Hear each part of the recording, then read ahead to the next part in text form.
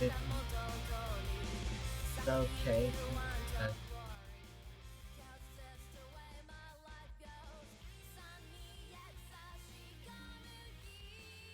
Alright, hello everybody. Today my birthday. I have decided stream coffee. I need to share my well right now I'm actually in Discord. Um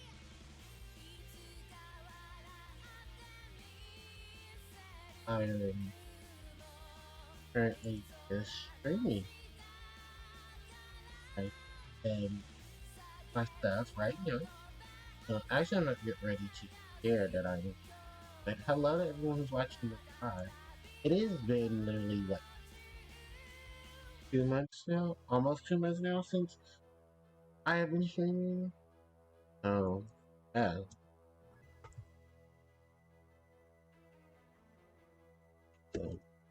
So, you guys know I have these things.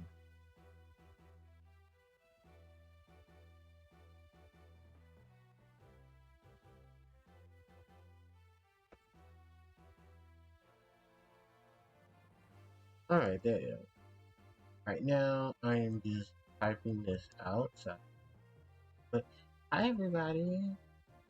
Good afternoon. Today is August 20th, and that is, of course, my birthday. I've been getting birthday wishes all day. Um, sisters, my sisters called me. Both of my sisters. Uncle called the best well, friends. I mean, well, I have friends. I think the term best friend now at this point has gone long. Been like one of those uses. I think. So, which is, I mean, it is a thing, but no, it's like I basically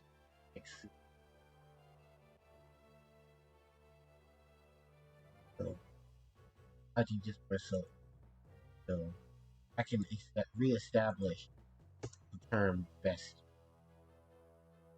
At least make something big out of it.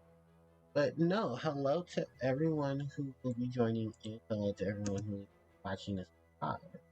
As I said that again, um, today is just going to be a very laid back event. No, I have not streamed since I want to say that was July of this year. I feel like this. Um, um, definitely something that did not initially plan to not stream, but there's been so much stuff going on personally that was part of the reason. So I do apologize if I have like legitimately, or if it feels like I just legitimately, definitely just because I have not been legitimately. But Ross doesn't have his what's the name anymore? I guess not. Ross must have cut that out. No advertising, no sharing your really. I didn't know Ross cut that out. Was this an update? Oh, an update. Oh, a few days ago. Something has to happen. But so if that's the case, then I'm just Ross's.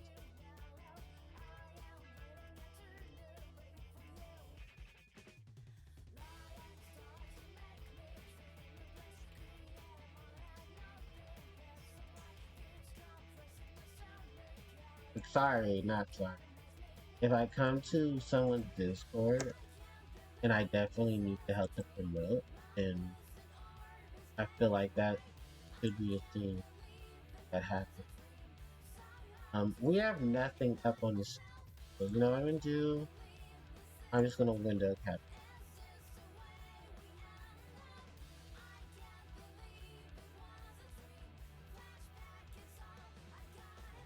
There's a window capture my music playing. I know.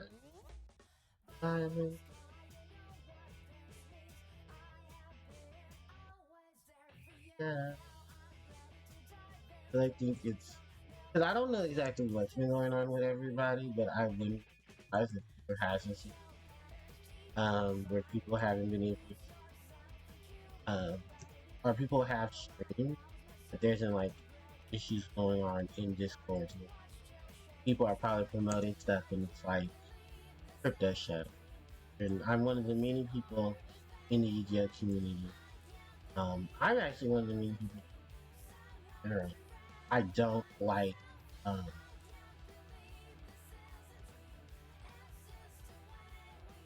what happened. So I have a problem.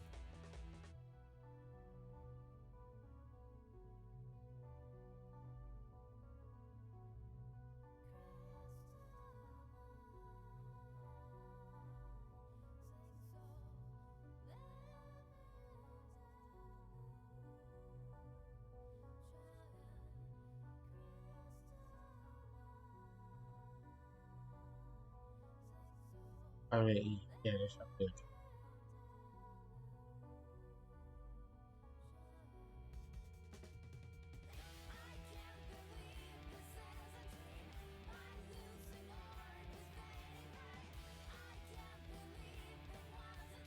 So maybe had it, but it's because I don't have that collection. Only subs and mob. Oh, I think I'm not a sub, so it needs for me to be Discord or something. Okay, well, that's nice to know that. Which I mean that's fair too, because that keeps the randos from popping in and posting shit. Because that has been, I remember that was a problem with some. Um, I want to say, I know it wasn't Johnny. I know it wasn't Linky. Linky won't let you get a link to Discord unless your Discord, um, unless like the Discord it says, "Hey, this is what's going on." Um, yeah, because I know a lot of people do that as well. When was the last time I oh wow, June 21st of this, yeah, June 21st. That was early 2 months. When was the last time? I think I might also do another. I think I might just fantastic.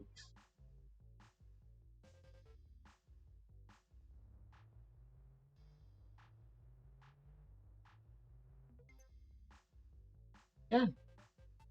Okay, we have our background music. There was more music I wanted to add from my phone to my laptop so I could have more music. I mean, not my Discord.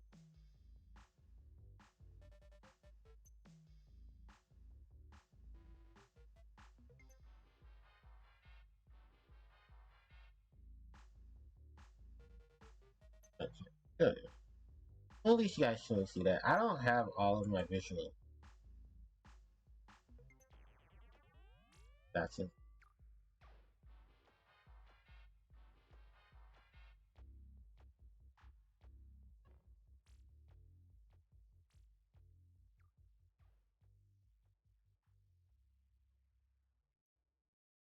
In my,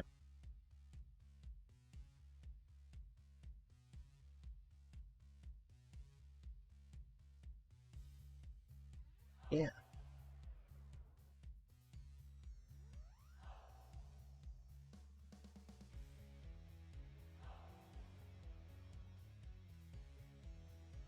Oh, I didn't mean for that.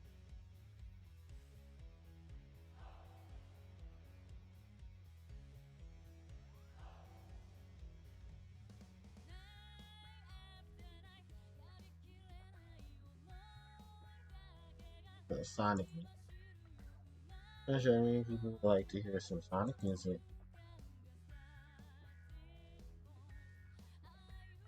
But I also have to be very careful too, because Sonic music can be a. I gotta figure out how to look it up.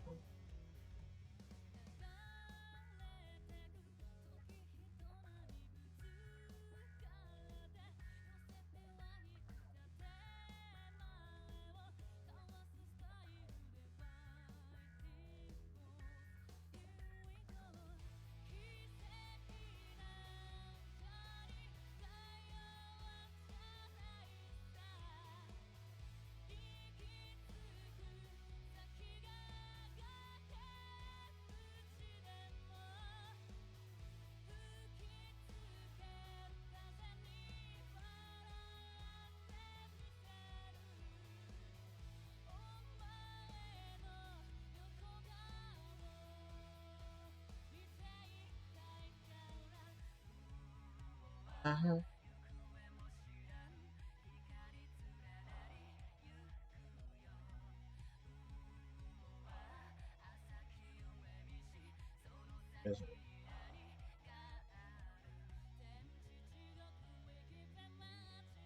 I gotta make one.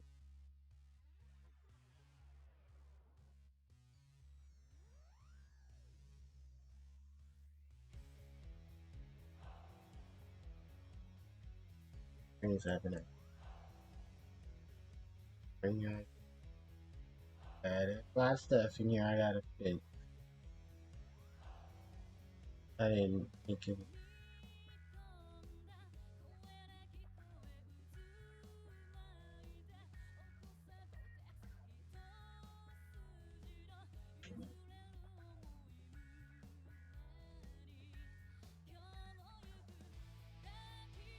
Oh, hi everyone. So, yeah, we gotta talk about something here all day. What can we talk about? The topics, they too. Let's talk about, let's get the elephant out the room. How am I doing with it? I've been sick for a couple for weeks.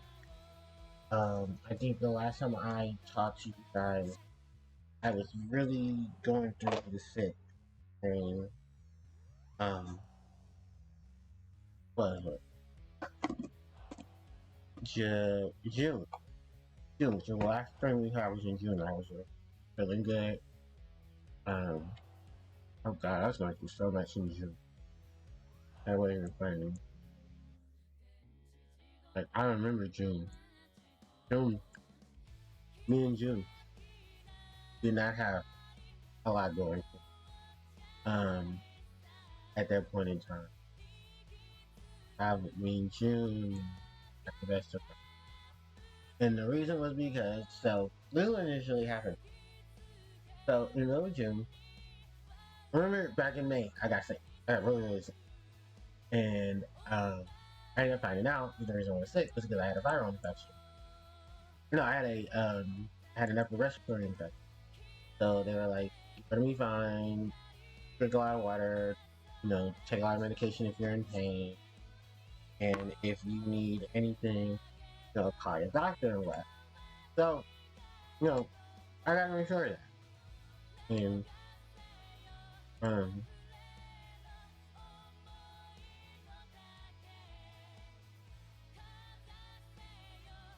I'm like, hmm, oh, oh, oh, okay.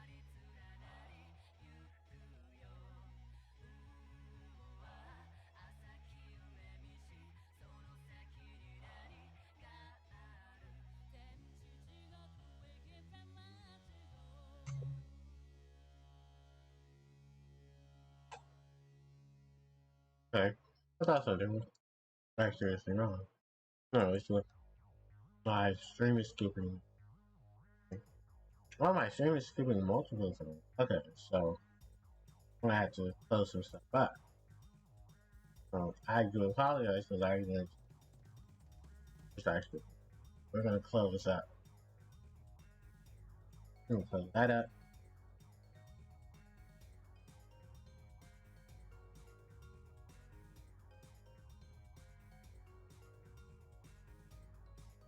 And there you official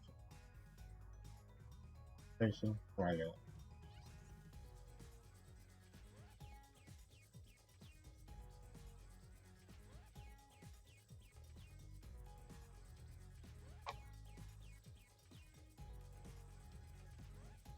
Alright. Birthday back streamer. Alright, I haven't. I did a point now. This probably just confirms it. I need to jump to.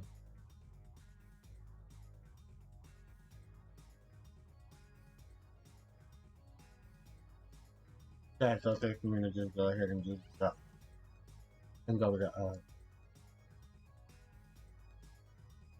and jump over to OBS.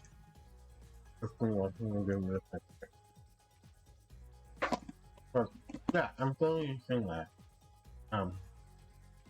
I do OBS for when I do the bigger stuff.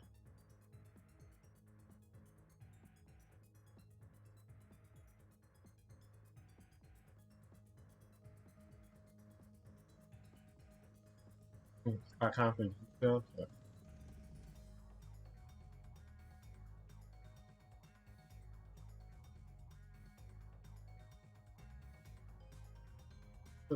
Alright. You know, like, what's this in a paradise? Got some light stuff.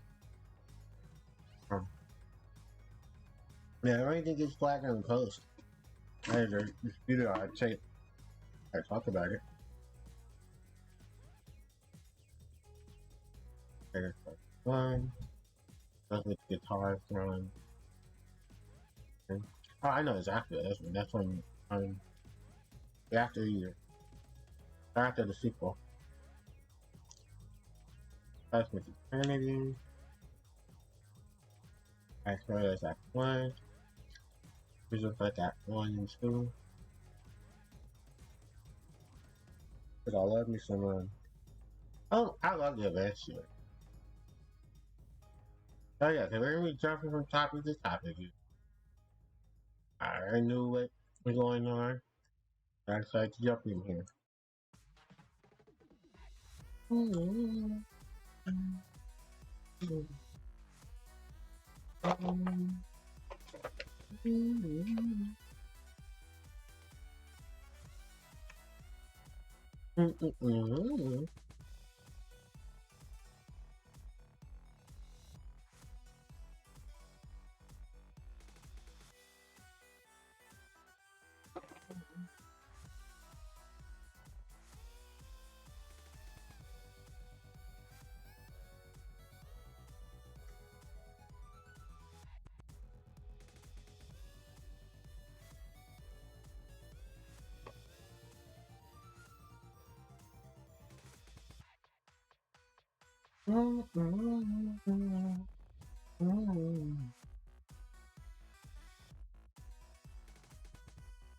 Oh yeah, the fairy tale was heavily. I remember that.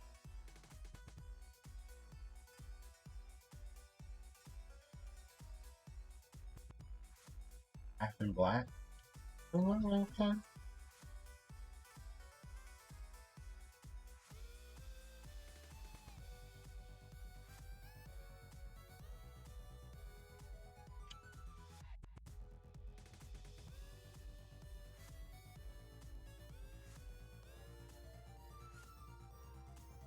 Okay.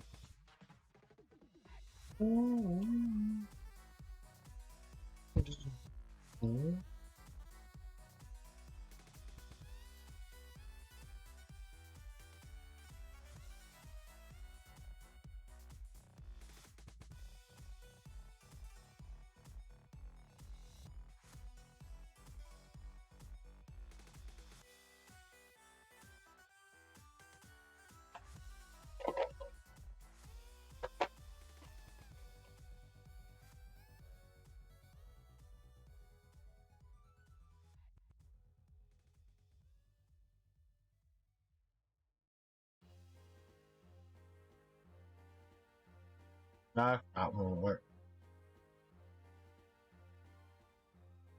Oh, well.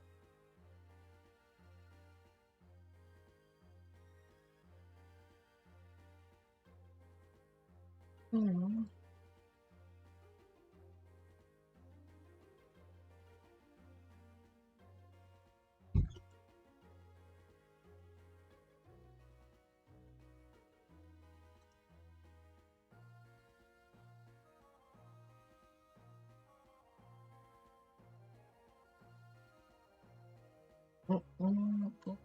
Actually, I don't even know if you use it. I'll turn it up just a bit. After more of it.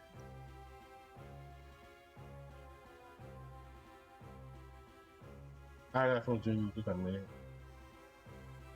Like, really decent.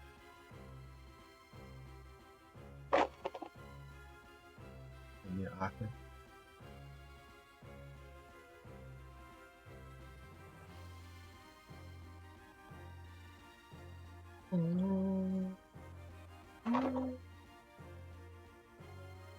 So, yeah, sorry, I've been very distracted by everything else. Um, but yeah, most of the other things that I was trying to do, because it's been like every time I do Pokemon, anything, my body just was like, nope, no Pokemon. You're gonna be sick, and we're gonna be tired. So, yeah, it is very hard to stream. Yeah, other I could be soft, and I think so much. And then like, I start with my searching too much. So, yeah, it was my personal decision to go ahead and walk away from it. Because I don't want to walk away from the game, I just want to understand it. And that I will eventually get back into streaming Pokemon. You know, I'll get back for Pokemon right now. But I think my idea is just before it worked out. Everything going on. That I was like, no, like, you're good. We don't need to do anything.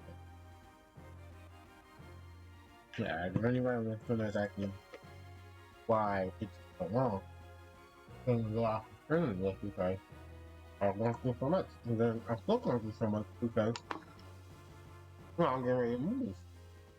So, it's like, one thing after another, and it's like, I'm alive, but, well, what can I do? And, you know, and pull from different directions to do this, do that. So, I'm sorry, not sorry. Well, I did things together. So, and duty calls. So, you know, that's how it was. I was putting the stuff that I put in here into his file. Makes sense. And balance, earn, cooperation,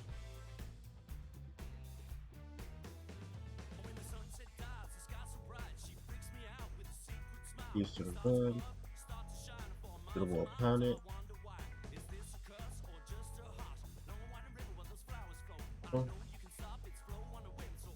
control colony, get out the way, out the way. And all of Reese's levels, all of Knuckles' levels.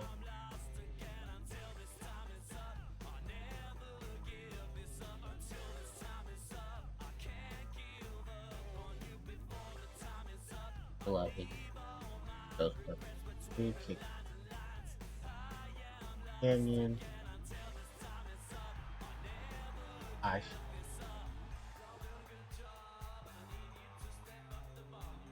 dive into deeper, deeper production, fish discussion, biolizard, media herding. I would love to hear the instruments of wow, losers of this.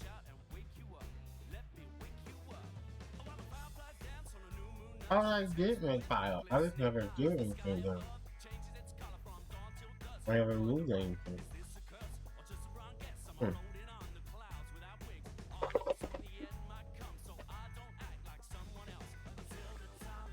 Huh. Huh?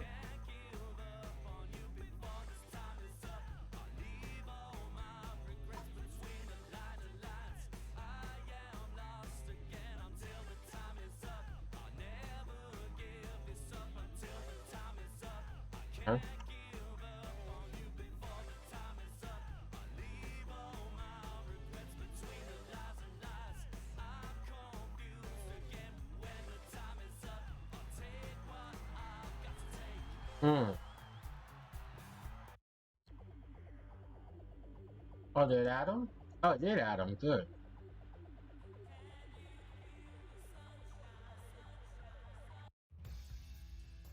Good. Get out of it. So, well, almost 9 hours from the well, so, 1,015 minutes a minute.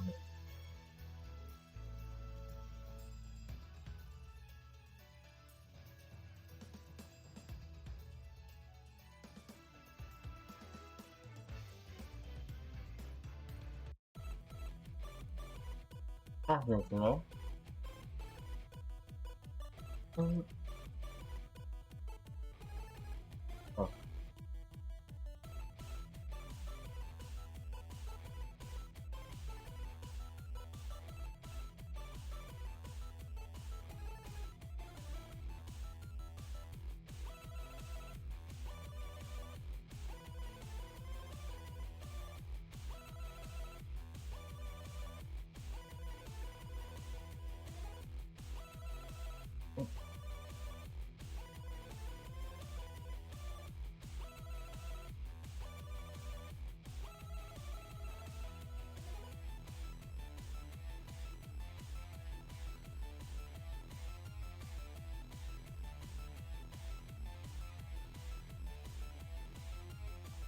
Mm.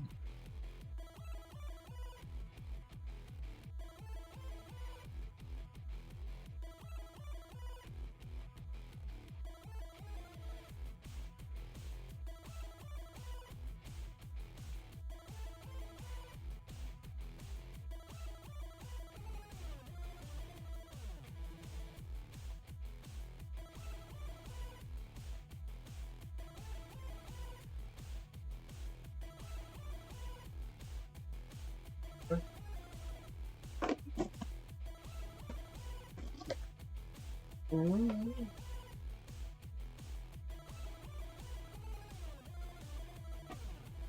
Mm, mm, mm, mm, mm.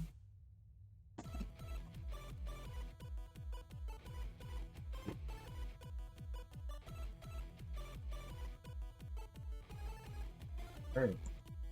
Oh, I didn't know that's finished.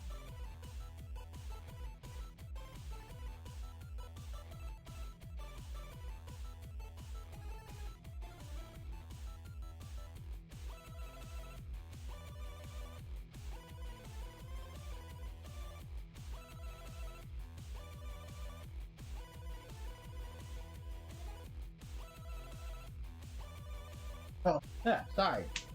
Let's get right on topic. Because I'm going to do that. Hear my music and do it. So, yeah. I'm going to turn it down just for quick. Alright. Oh, hopefully it's loud enough. If it's not, my apologies. Oh, that's ice.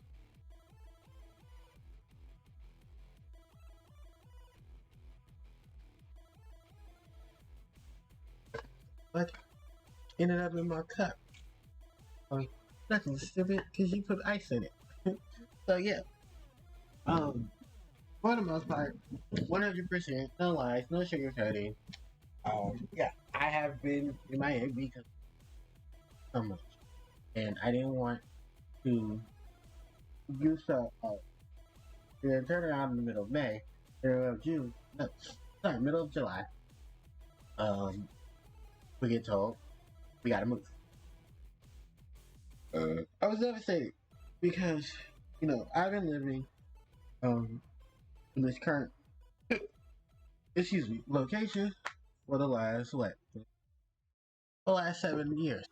So it was just a shocker when out of the blue they're like, "Oh, by the way, you gotta move." As landlord says, "Well, I'm selling the properties that I have, and I'm apparently moving back to Mexico." Huh? Well, that's cute. What the hell did that have to do with us? But that's like a whole different array of shit. But yeah, that's basically what ended up being the reason why we're leaving, and we're moving from here in Stockton to back to the East. Where exactly in the state? Can't tell you because I don't want nobody stalking me. But if those who know me know, then you know that I know what you know what I know, which is yeah, I will be back home, and definitely cannot wait.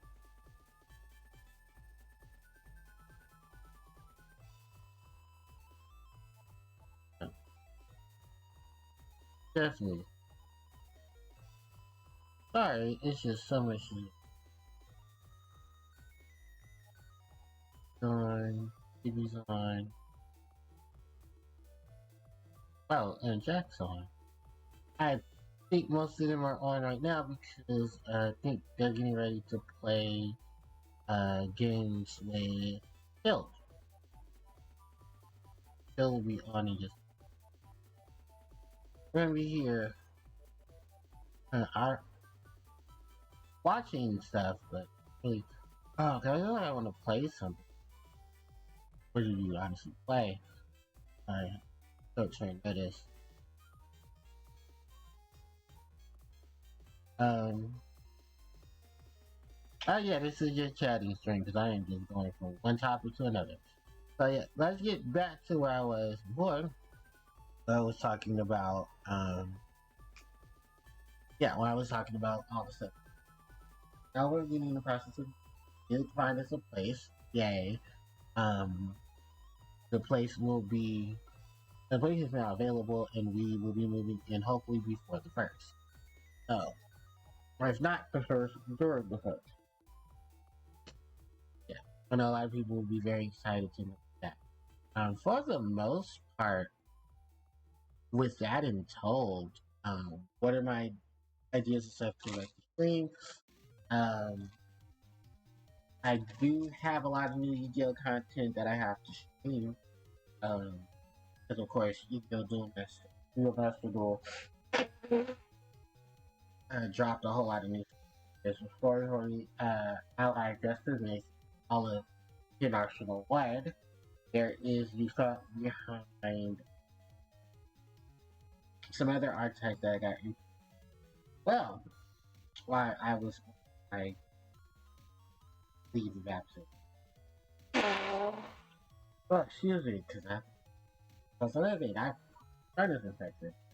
I'm getting sinuses.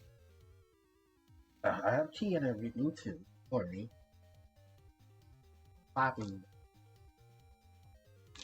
I mean to breathe because I have to. Oh my god.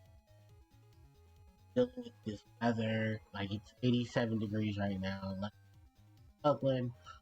The spoilers, yeah, I'm moving that.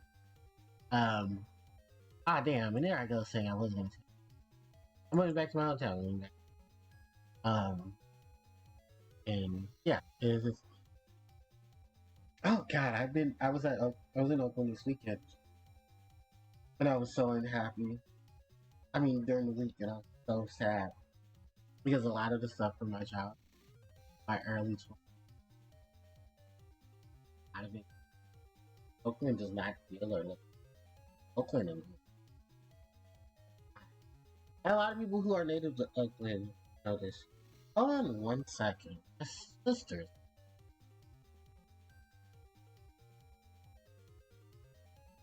Let me mute myself.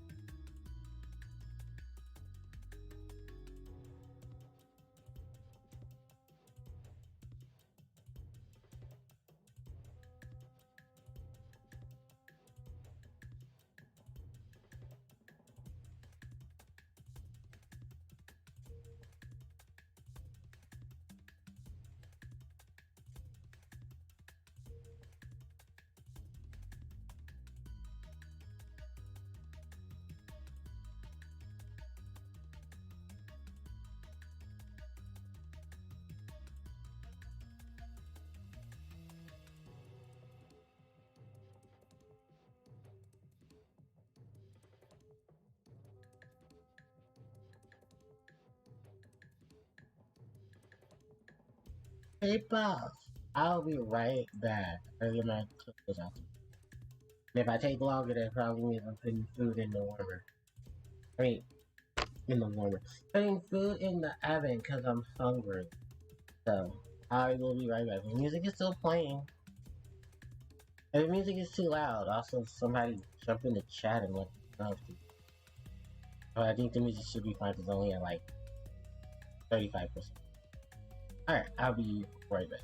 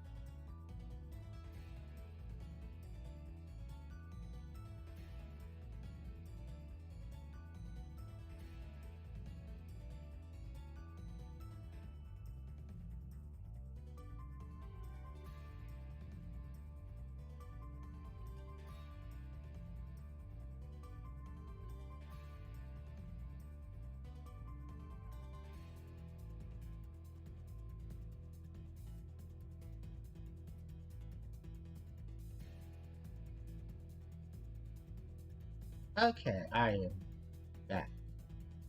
Um, and then just remember, I have 8 minutes, so I'll be back. I'll have to leave it in 8. But, yeah, that was another phone call for birthday wishes. And, oh my god, I miss Shock. I play Shock. I mean, you guys have heard Shock. I mean, I've heard Shock.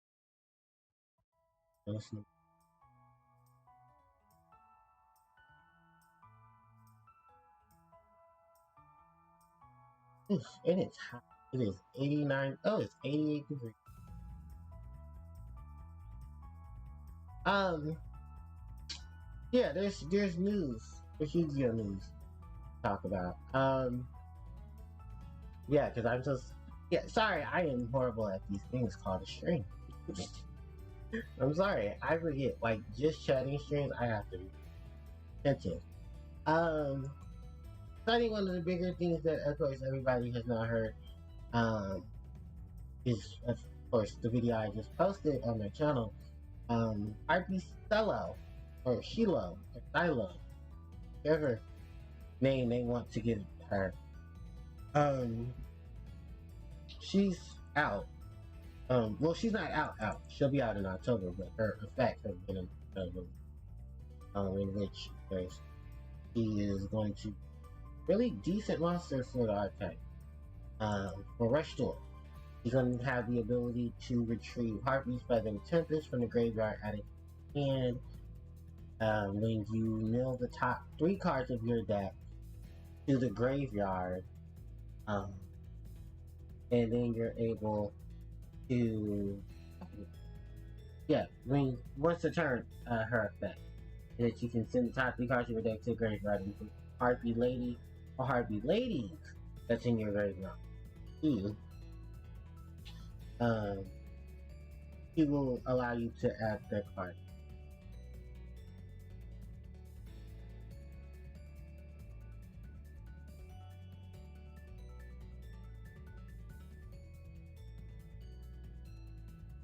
Yeah. Um, and then apparently today's Yu-Gi-Oh news was that was it Valiant Smashers is getting 2 Synchro Monsters. One of them is the Changi Synchro Monster, um, Berserk, uh, Draco Berserker of the Changi. And then Cyber Slash Harpie Lady will also be in the set with them. So there could be potential now that in the TCG version of Valiant Smashers, we could receive this kind of Cyber Slash Harpie Lady. Now, everybody knows the videos that I've done for them, none of the monsters in that particular archetype are even giving Harpie. True. But Cyber Slash Harpie Lady is very generic in her summon because she only requires 1 tuner plus 1 non-tuners.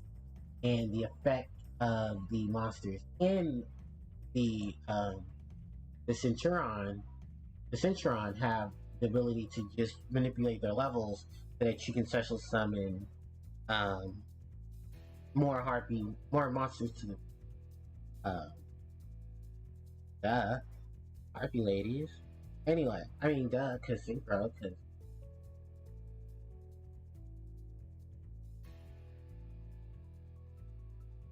yeah. Jesus Christ, yeah, that was actually a big one for me because someone was in the chat, someone was in the Discord.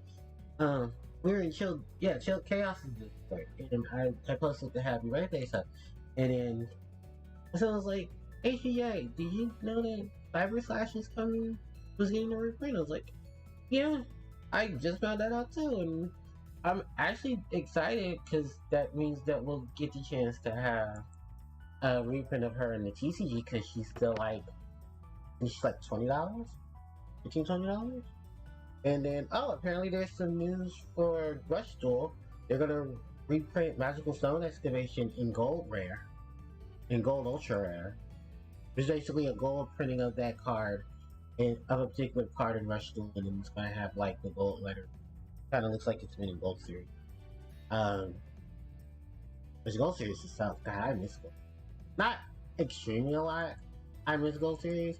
It's just I miss when massive stuff gets re. I think the last bit of massive stuff I got that came in a gold series. I think some of my Harpie stuff, and I think a couple of Nagira's.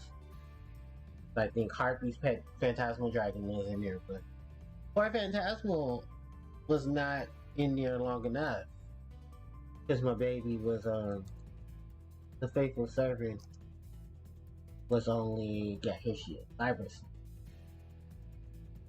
Um, yeah, he was only in there as he was gold, but it was gold in wording, not gold in um, not gold itself.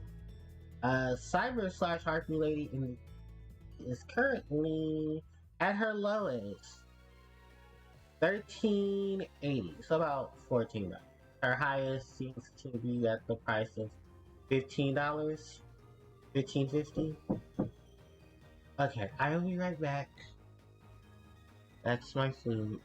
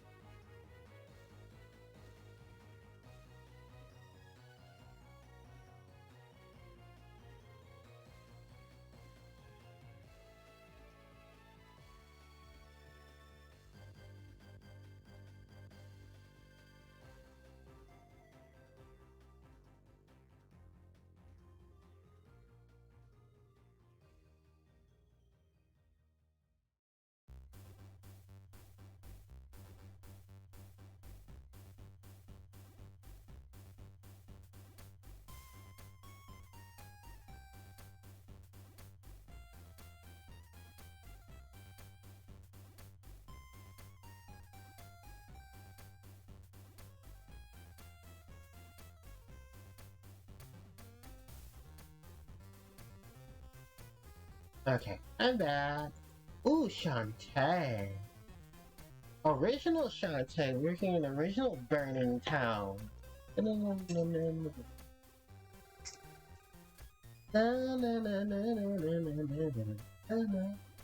So yeah, back to the hobby. Um, he's still not the most expensive Harpy card in the game. Um, Ironically enough, he's actually one of the more cheaper ones because I think the most expensive, if you're looking for a max rarity or max version, is what Harpy's Feather Duster, but that's OCG Harpy's Feather Duster, not TCG's Harpy. Which I believe the TCG's Tournament Pack 1 Harpy Feather Duster. It's probably the most expensive Harpy card in the game. So.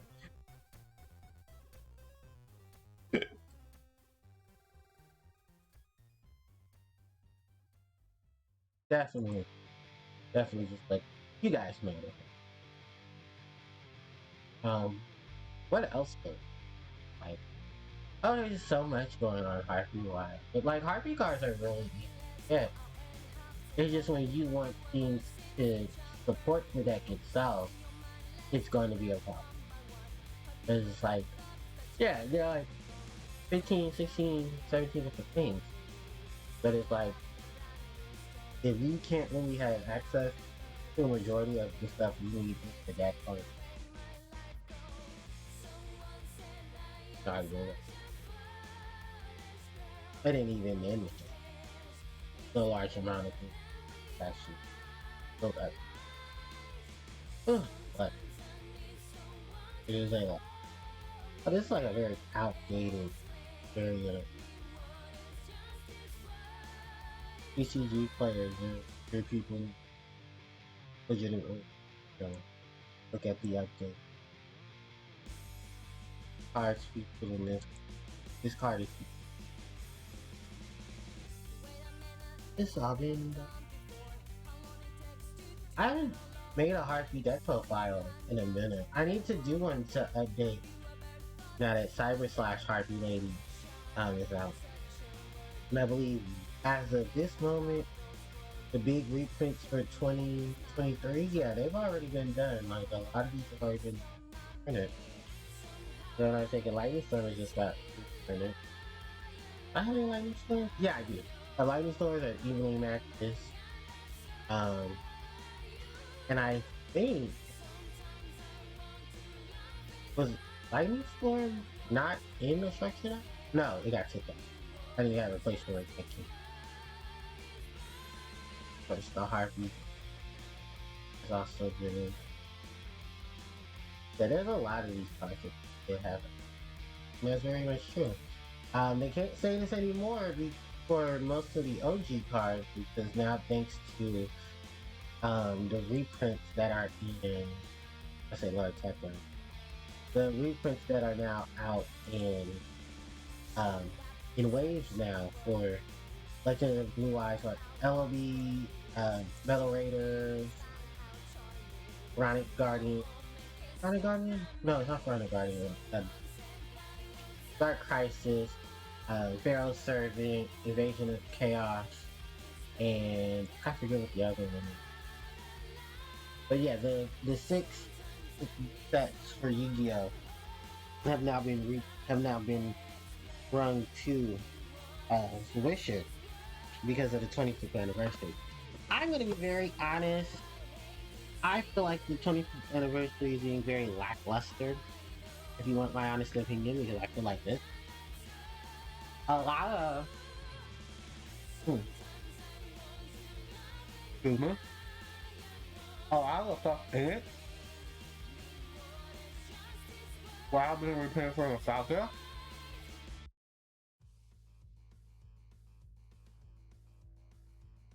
Almost every set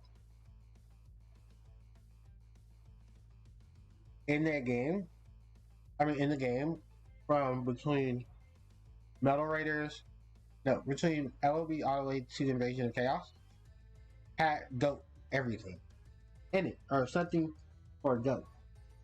And ironically enough, they did not reprint a lot of the stuff, excuse me, that had GOAT stuff in it. So, while GOAT is beloved, I also feel like it's a slap in the GOAT penetration because there's still cards from particular sets that are not in that wave of reprints. I want to note a lot of the cards in those sets have had checks. Like kind of normal monsters are printed in there. Kind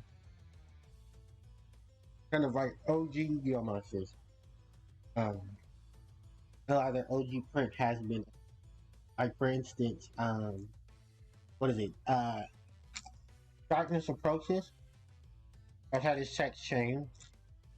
Grand Moon Baby is now officially called Vampire Ring. So I believe it's Pharaoh's Servant really should have printed in, or Dark Crisis. They reprinted it to now have that in there. Summon Skull has the text on him that says this card is always treated as an Archfiend card. I believe as well as Black Skull Dragon, who's in the set as well. Um, has also had that text added to him as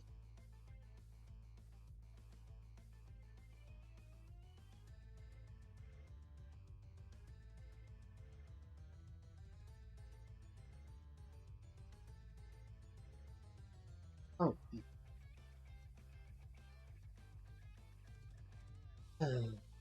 Thing I hate about Green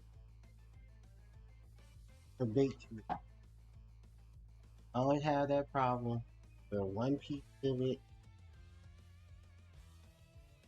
was to rear its head of it being not fully cooked. And mind you, this was cooked yesterday, and then what did I do? I just put it in the air fryer. And it's in the air fryer for a couple of minutes. And I was like, you gotta take it out soon because you don't want to dry it out. Yeah, but if it's still pink in the middle, what are we doing with our life? Sorry, I just one of those people. I don't like. This is why I don't eat beef no more. This is why I stopped eating beef. It's like beef being cooked at all these different temperatures.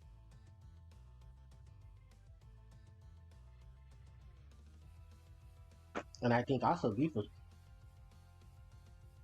part of the reason why my stomach is suffering. Yeah, I don't eat beef no more. I don't eat beef. Rarely eat pork. Mm-hmm. Which I know for my job, that's a huge change up. I'll be okay.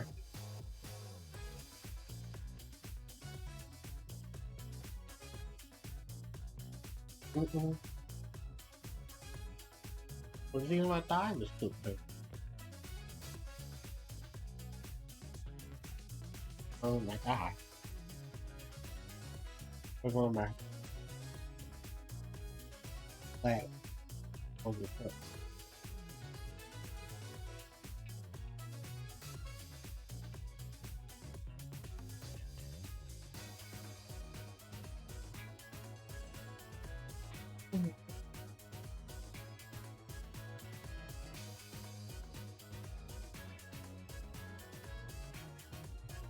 Somebody's hustling, apparently. Mm.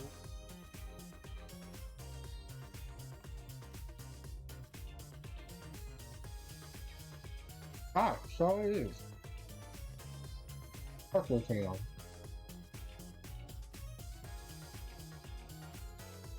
Alright. Boy, Dante and the Half Genie Hero. They're not announced a um Dante and Dante 6, which I would love to. I am waiting for another Dante game. I actually played Seven Sirens. It's not that bad. Not that bad. There's a lot of backtracking once you get certain items and stuff. Um, which to be fair, I would suggest like before you get to the end game and stuff, or the dungeon that's gonna, because it's weird, like how you have to do for backtracking. Excuse me, because a portion of Seven Sirens is cut off from you because you basically, spoilers, rose the second ship to the surface. So all that stuff that you did, excuse me, for the second ship has now surfaced. So you're not able to go back to the second ship.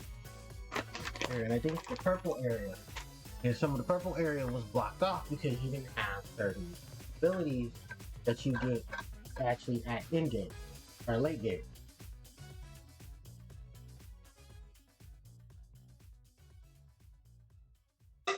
To be fair, the sirens were cool.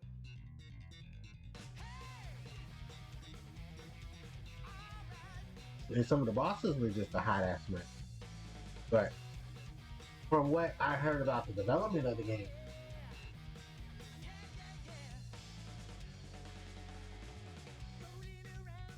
no one is surprised because of how Half Genie Hero ended up, not Half Genie Hero, how Seven Sirens ended up starting off was still um, very upsetting. For those who don't know, so when they announced Shantae and the Seven Sirens, um, it was a lot of controversy, but wait for it. It wasn't any political controversy or it was controversy because stuff was going on behind the scenes. Which actually, yes, it was actually true. There was some stuff going on behind the scenes. But it wasn't anything like they hurt anyone or, people weren't getting paid and stuff like that. It was the simple factor of deals that were being made. So, back when Shantae and the Seven Sirens was initially announced, there was the thing of them moving to Apple Arcade. And the demo was going to be is on Apple. And once the game fully came out, you were able to upgrade it version if you want to purchase it. Pay for the full version of the game before the game came out, and then still play the demo. And I believe the demo went all the way to the end of the first boss. So you were playing that game basically its first part. I guess like maybe depending on how much of it you did, probably like not even a quarter of the way done through completion. So it was like, oh, everybody else is asking, well, is this gonna come to Switch and all that? And they're like, yeah, but it's gonna come as the full version. So you guys have to pay us for the full version instead of paying for or trying to just play the demo.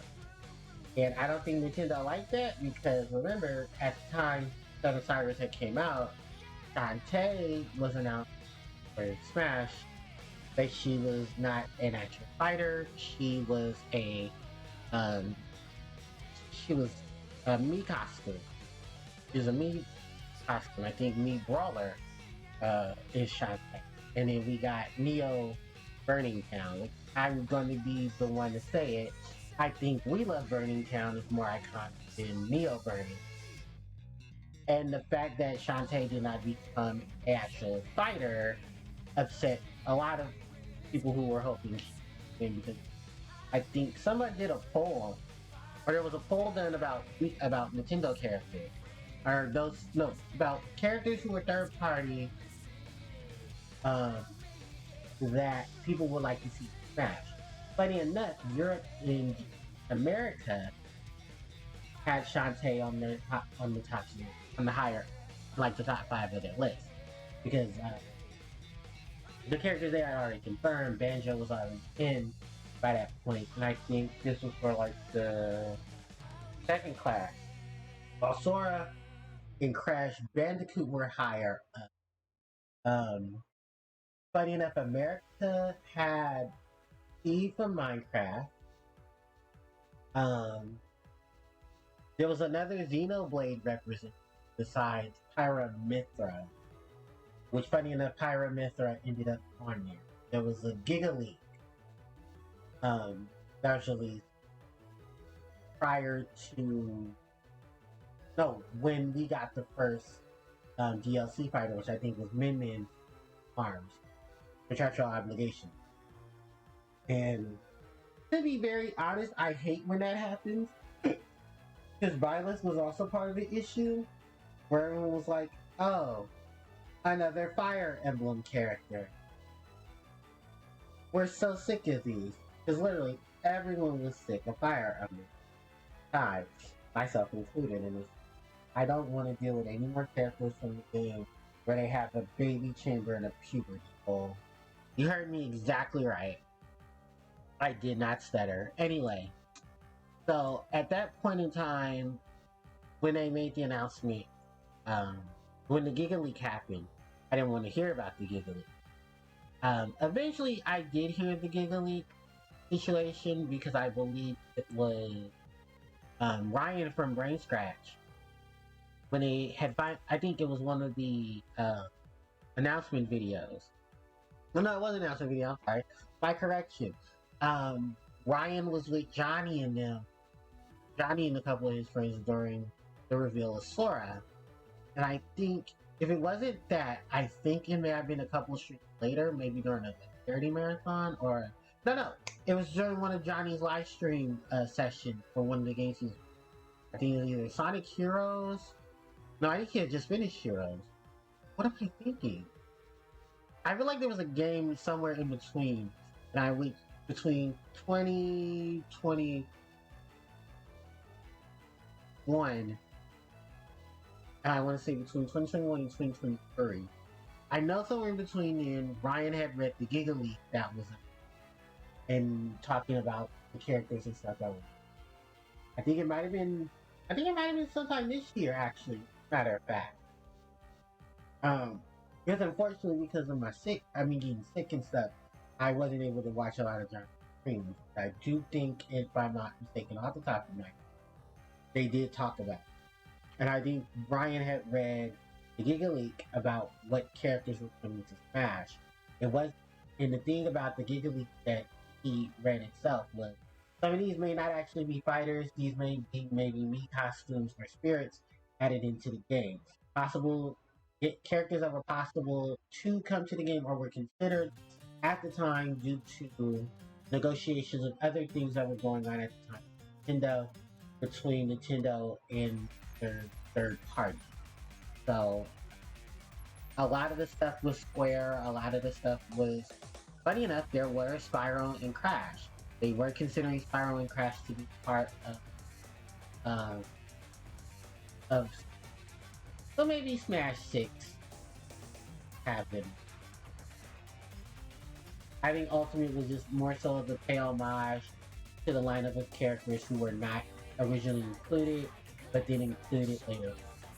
I do know Gino and them were on there, which is funny because all three of the characters were 3 out of the 9 characters that were going to represent Square would have been there, but some of them were not. If I'm not mistaken, I believe it was Onion Knight for Final Fantasy. I think that's either 2 or 3. Gino, because of Mario RPG. Sora, who was confirmed. Sephiroth, who was also confirmed. Tifa, which was confirmed as a Mii costume. Terra and Celeste from Final Fantasy VI were confirmed. Were on the list. And then one of the Golden Sun, Chrono from Chrono Trigger, he was on the list as a potential. And funny enough, one of the polls also had Chrono from Chrono Trigger. I believe in Japan and America that had Chrono. No, I think all 3 had Chrono, but Chrono was very low on the list for all 3. Due to the fact that he could not be included, they did specify Goku was not included in the game because Sakurai had made it apparent that they were not including characters who were anime or originally. They had to be in the video game franchise first, meaning that they had to start off as a video game character and then become a manga. Then become anime, like Pokemon and stuff like that. Some people even question Final Fantasy. Persona.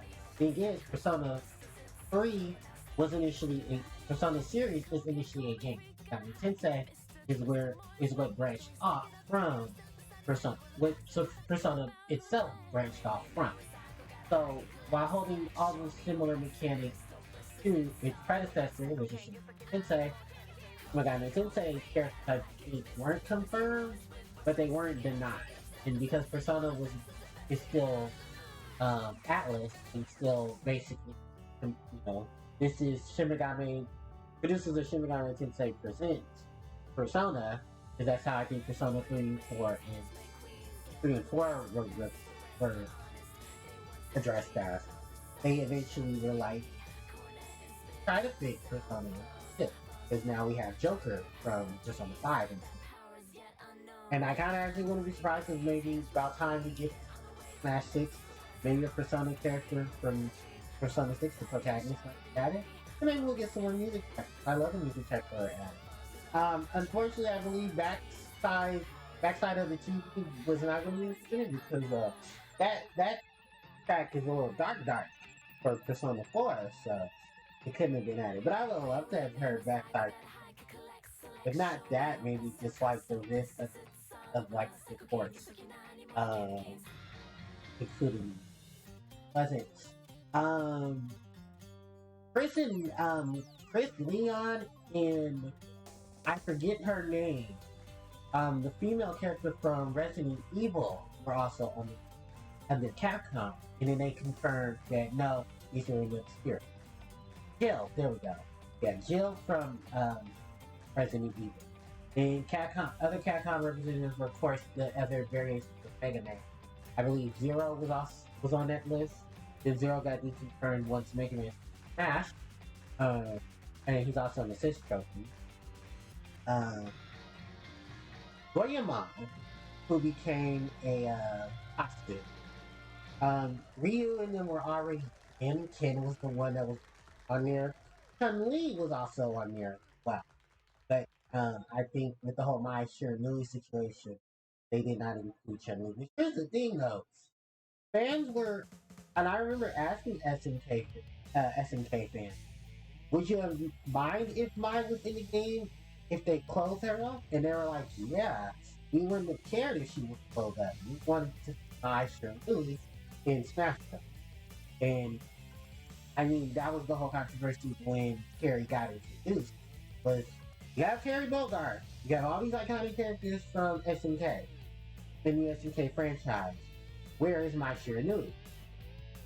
So when Sakurai brought it up, I course that fitted the insane of, this is a game for good boys and girls, was really just the American dub version of the live stream, in which she explains in Japanese that the reason why my Shiranui couldn't be was because her outfit was filling, and while they were still trying to PGS rating for Smash Brothers, well, the E10 rating for Smash Brothers, they had to cut mine, which I think Sakurai himself was very upset about it. I'm sure Sakurai put mine Shiranui in Smash Brothers. If he had to risk fandom hating him for nerfing my outfit, I would have said, fuck it, go for it. Because I would have done it too. I mean, Bayonetta had her outfit from what original Bayonetta designed for. You guys don't know what Mommy Bayonetta looks like. Mommy Bayonetta loved to just make you protect. And that was part of the reason why her outfit had changed. Because in Bayonetta 1, 2, and 3, Bayonetta literally, her clothes are her hair. So when she summons her infernal demons and she does her dances and stuff, yeah, she's literally taking her clothes off. That's why part of her smash, the ultimate smash, you don't see her after she chants Avabago. Once she chants Avabago, she then summons Gamora. You then see the camera pan out to the summoning circle in which Gamora pops out of. Yeah, that is because literally, just like how you saw when she does her smash attack, Bayonetta's clothes start to uses her hair as a conduit to summon the wings of demons. Is why her outfit reflects her villain, because she's popular suburb. I do know for a fact, and if many of you play Bayonetta 3, there's a lot of changes to the Bayonetta battle scheme. I wouldn't be surprised if Bayonetta and Viola end up in 6. Now that Viola is supposedly now the new Bayonetta, which I don't like it either. Many people don't like how Bayonetta. Yeah, that is how Smash Bros. Is. And I do remember reading through that, no, listening through that, and like, wow, was she gonna usually be in Smash if they had the boss to really just change her out? But then again, it's Smash Brothers, so you can never really tell. That's really weird way. Um, this Pac-Man was also for the Giga. I don't know if they were going to get Pac-Man another stage or maybe make an outfit based off of Miss Pac-Man. But she was supposed to be in the game as well, but she's backstage. Bomberman is in the game, but he was Namco's representative.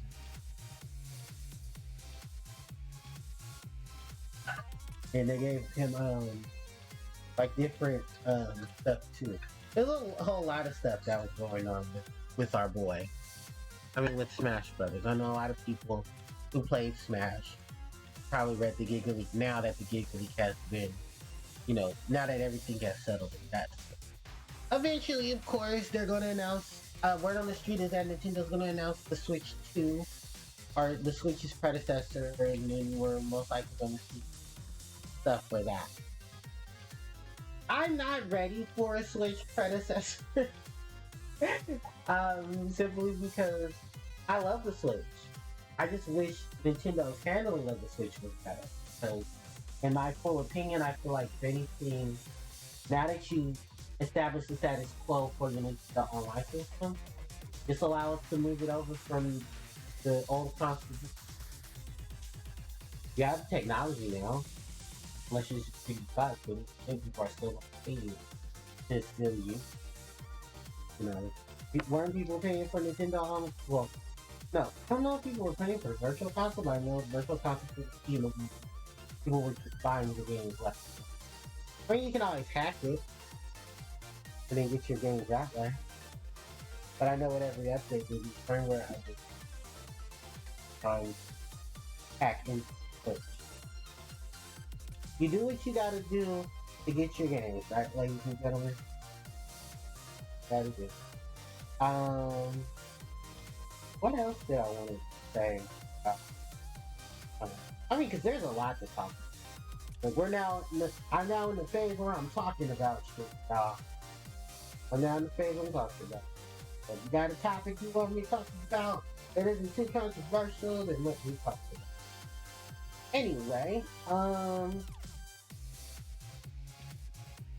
dude, what else what can we bring in? I mean, we're on the subject of Nintendo.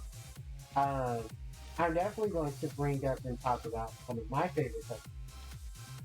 Pokemon.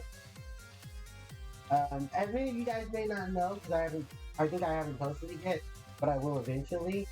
I am going to be doing retrospectives on generations 1 through 9. They're not going to be like the typical retrospectives. My retrospectives are going to be very different. And for those who want to know exactly what that is, I'm going to sit my ass in front of the computer with my mic on, be recording a lot of stuff, me talking about Pokemon. I'm going to have a page of topics, and I'm going to prove that page of topics for that particular generation. So I'm going to talk about the game. I'm going to talk about different any remakes for that generation. So I think right now we're up to generation 4 right now. So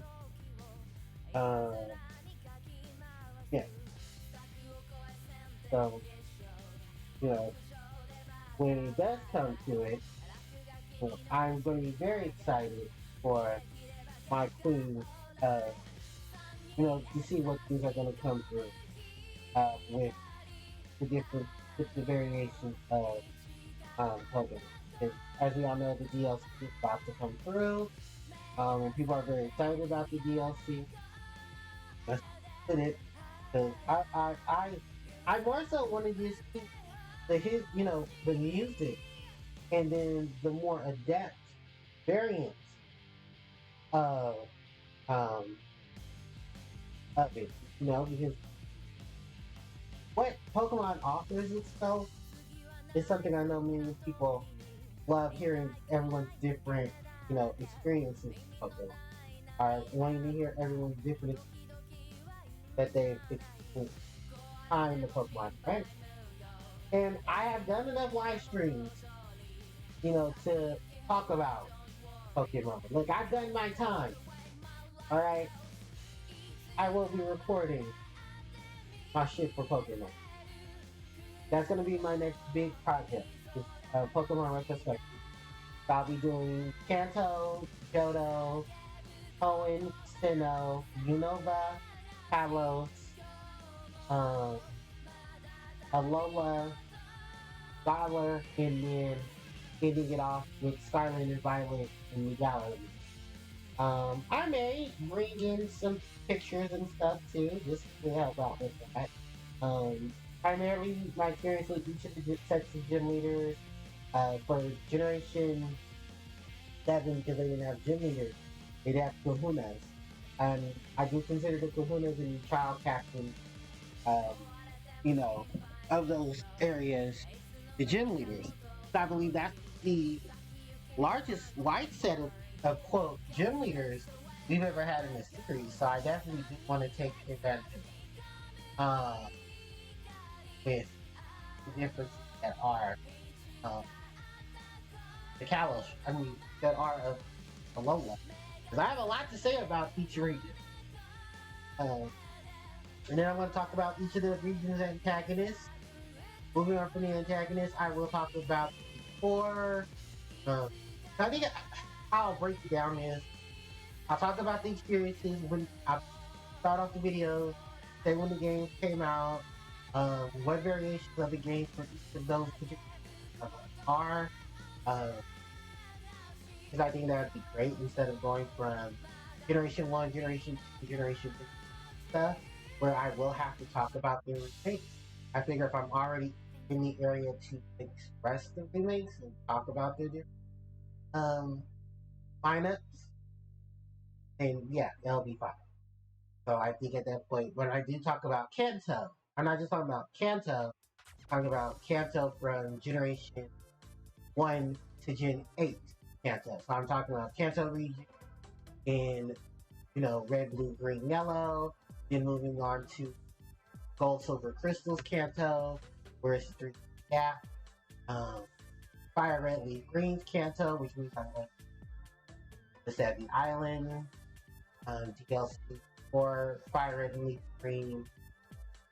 Then moving on to Heart, Gold, Soul, Silver's Kanto, and then moving on to Let's Go Eevee.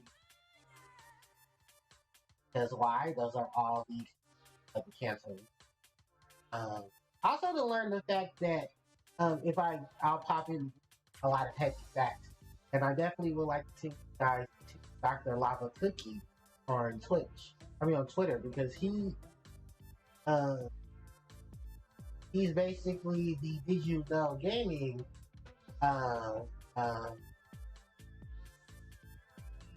what is it? Oh, the Did You Know Gaming section of Generation 5. Of the Pokemon. And he's now working for IPC. And on top of working for Did You Know Gaming, he's also still talking about the Pokemon that's going on. I know Did You Know Gaming had a lot of issues, unfortunately. They were doing the Zelda stuff when the Giga League happened. And I feel so bad because it's like they said, no, we did not steal this information. No one from our business stole it. We're just trying to, talk about the history of gaming. And to know your big aspect of gaming. It was a bit bad and disgusting how Nintendo acted about it. And then it was like egg in their face because, yeah, there's really not much proof of them saying that they stole it or not. Yeah, that was a big thing too. They'll try to accuse people of stealing their stuff and try to profit off it. But look, everybody is stealing. It's just how you do it. And it's how you get your. Somebody says, no, they got their information from insert person here. Hey, that's how they got their information. If they got the facts to prove that, hey, what's going on? Sorry, Nintendo. Oh, excuse me. So you just gotta accept the fact that, yeah, what's going on. In addition to that, Um, most of like stuff that I'll be talking about will be from them. I definitely will have, of course, the most basic of knowledge stuff from like both. Um, I'll address manga counterparts for each of the protagonists. Of course, Ashton characters through those reads. And if I have to, yeah, I'll probably have to break it into like parts or sessions. I think more so they're going to be long sessions. So you're going to hear me talk about things, but I'll try to stay on top of it. Yeah. So that way people aren't like, oh, he's rambling. Oh, he's doing this. No, no. Just worry about if I timestamp it. Because that should be the primary worry. Oh, did he? Excuse me. Oh, please, let's make sure that they actually not focus. Make sure to put for timestamp. I mean, if you timestamp, all the stuff I've got to put. Um, oh, excuse me. Sorry, my nose is all this. Thanks, allergy season. Anyway, so then moving from there, that's basically how I want to do it. I want to talk about, just all the people, gym leaders, or antagonists, rivals, the variation of Pokemon, um, what are some of my standout favorites from those Pokemon, from the Pokemon game, what my teams look like in what Pokemon I use for those. Um, so that should be good. I think that's enough basis right there for the retrospective. Uh, Especially considering the fact that I have guys for God, I have to do, like go back to uh 6 and 7. I still well 5, 6, 7 because I don't really remember too much of my Kalos team outside of maybe starter being Brixen. No, Fennekin to Brixen to Delphox, and then just matching up Pokemon for her the TM users and stuff like that. And then going from that section, then trying to move in Alola, and then dealing with Alola. Yeah, Alola's references are very little, but then when you compare it to references of the other generation that were put into the other game, it seems like Alola and maybe even Eva don't have as many references. I think, funny enough, Alola has the universe to itself. And then I Generation 9 really brings home because it has reference to multitudes of different, excuse me, the different regions and stuff like brought into it. So, and I think when I get to Generation 9, yes, I will be talking about the Paradox Pokemon from the generation. Version exclusives are going to be included in all 9 generations. I think what I'll do is I'll probably go Gen 1 to 3, take a break, 4 to 6, take a break, and then 7 to 9, and then stop 10. It's 10. And then I won't review 10 until probably after I've played. Done about 4 or 5 months of granting, wait for the DLC, and then just go. So, yeah, there is going to be a lot for a generation for the Pokemon just like this. But you guys will enjoy it. And I'm putting some effort into it. I have old PD and stuff, right? So, yeah, you guys will definitely be okay. We're moving on from that.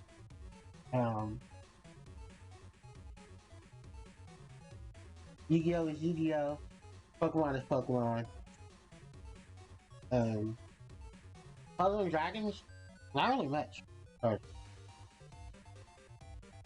I don't have too many things to say about Pat, because Pat fluctuates every 15 different days. So it makes it very hard to want to keep up with Pat. Like, I'll keep up with Pat like certain events come, but that's about it. And I think the last major event I did was Yu-Gi-Oh's collaboration. So I didn't care too much for Magic the Gathering. I don't know, word on the street is another major collab is coming. Pat. But I can't remember which one. I didn't care too much for My Hero Academia. If Final Fantasy comes back, I'll do one for Final Fantasy. I know Square's been very particular about it. Oh, also to note, yeah, guys, I bought Final Fantasy VI Pixel Remastered. I played through it. I just got Saban and them to the Ikea. So we'll meet up with our friends shortly to do the next part of the game for the World of Balance. Because the trek between the World of Balance and the World of Ruin is a lot, because you're getting you're getting your major cast of members there. Like, you're basically getting from Terra all the way to, I believe, the last characters you recruit in the party should be Realm and Strago. But I think Realm being the last one for Strago. Because Strago will automatically join your party once you help Strago rescue Realm from the Burning Mansion and defeat the I would count Shadow, but here's the thing about Shadow. And everybody knows that because I did the live stream of it. Shadow is already a party member prior to you leaving the World of Balance. Once the World of Balance has done what it's done, then you go to the World of Ruin, where you recruit Shadow just like you recruit the rest of your friends. Because once you've gotten your airship, you're able to go everywhere and anywhere with ease.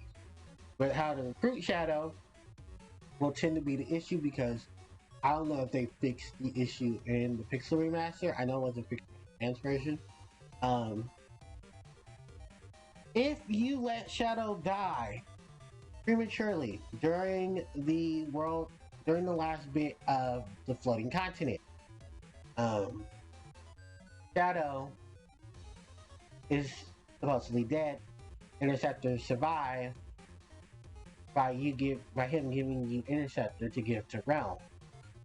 And then when the island went kaput, Realm, who you find later on in the game, will take Shadow's place,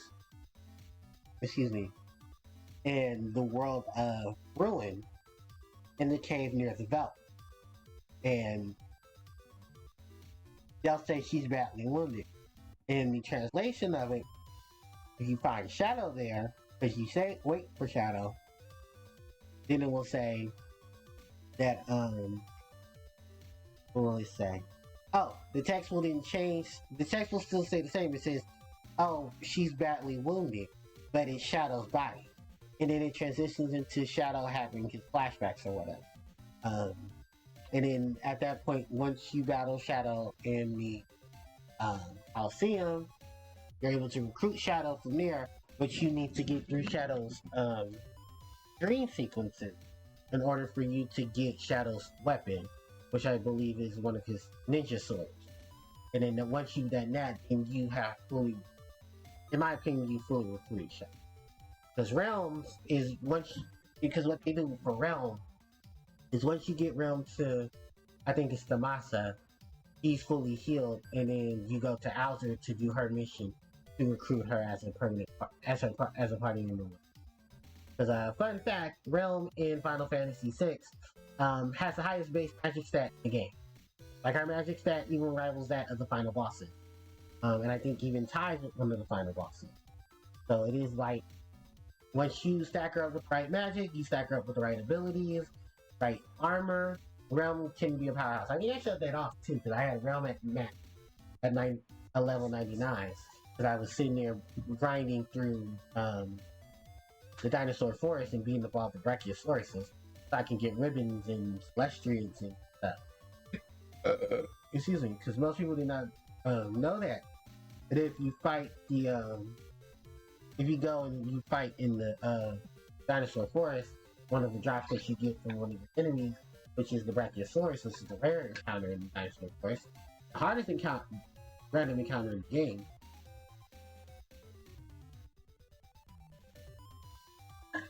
excuse me, is that the Brachiosaurus can drop a multitude of items. One item, of course, is the ribbon, which is a beast of an item because it protects you from all status conditions, except for I think instant death. The other is, of course, the Celestiator. If you don't know what the Celestiator is, it's an item that you can give to your to any character.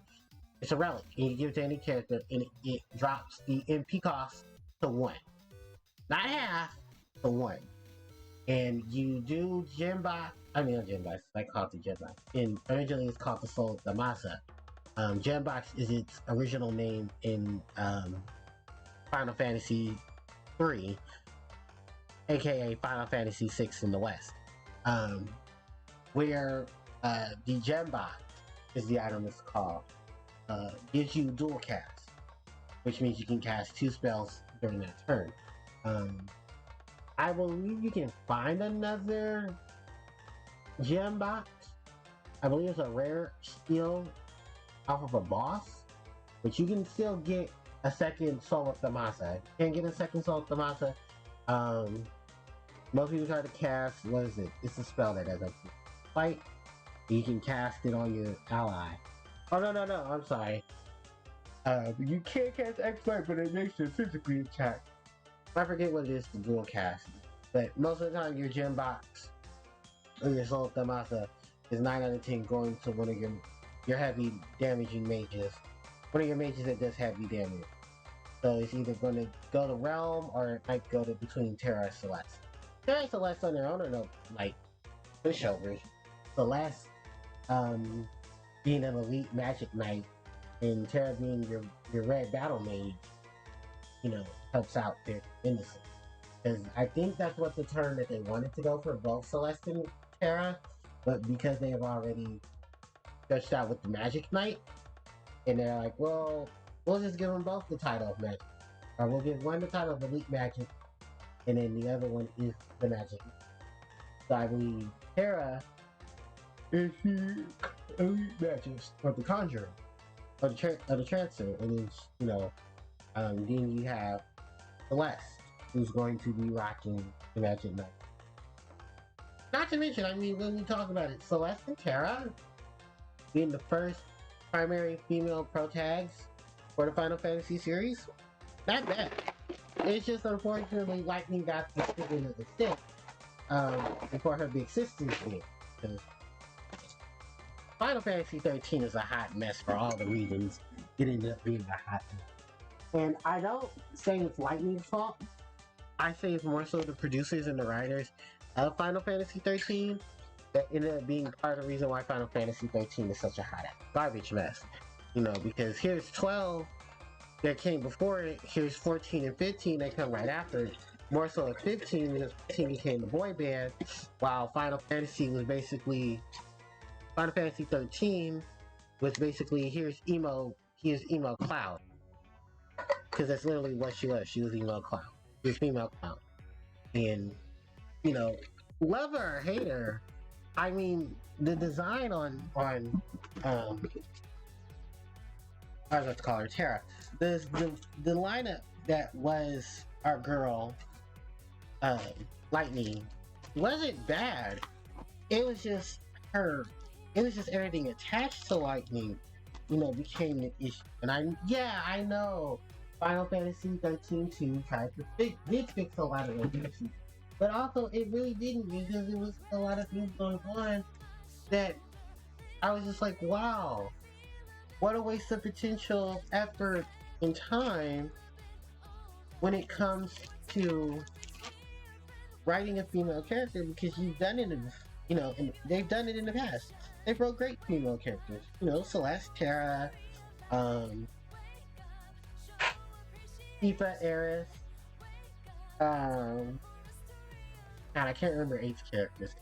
I didn't play much of it. I think, what is it, Renona, um, Raijin, I think it's Fujin. No, Fujin. Raijin was the boy. Um, and then it's like the Final Fantasy 3, Final Fantasy 4 female characters were fine. I like you had to dance on the stress show. But still, you can write a good female character, but yet you refuse to put the effort into her characterization when it comes time to execute. And you know, for me, I was just like, sorry, not sorry. Alright. You know, my whole thing about it was just like, wow, you have the potential to give, you know, your female characters these great assets, but you know, you're wasted. And it's just like, damn, 13, you could have been a lot better. And I'm pretty sure there was some stuff that could be data mined to say, yeah, 13 could have been better if this person or that person from Square didn't stick their nose in it. Or, no, or this person or that person from Square had a handle on it. So, that is just a thing. It happened. But I know that was like the big issue for a lot of games. With a lot of producing companies, you know? Meddling. Definitely something that I was hoping they would address. At least.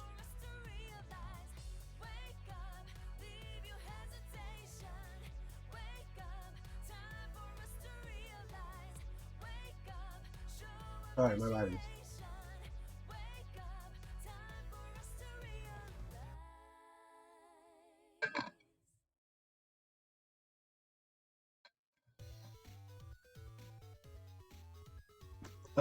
Alright. Yes. I'll be back for some more water. Just, like, yeah. There was just so much going on with that. I was just like, oh my god. We're going to sit here and go through this, huh? And yeah, we did. No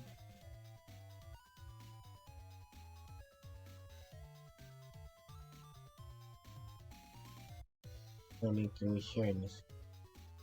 No, it's just me here. But yeah, no, it was just like, when you looked at everything, it was like, oh my god, there was just so many different pieces to FF14 that, I mean, FF13 that I wish was fixed, you know, before they had jumped into the product. But now,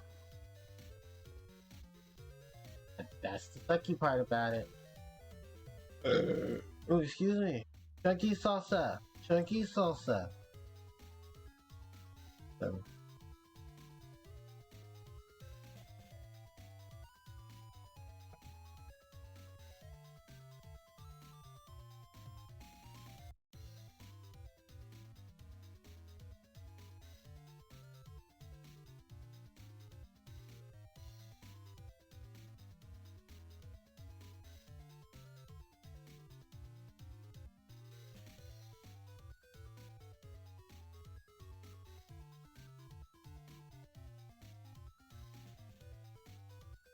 no, I'm here. I'm here. I was just trying to figure out how to throw a girl in the chat.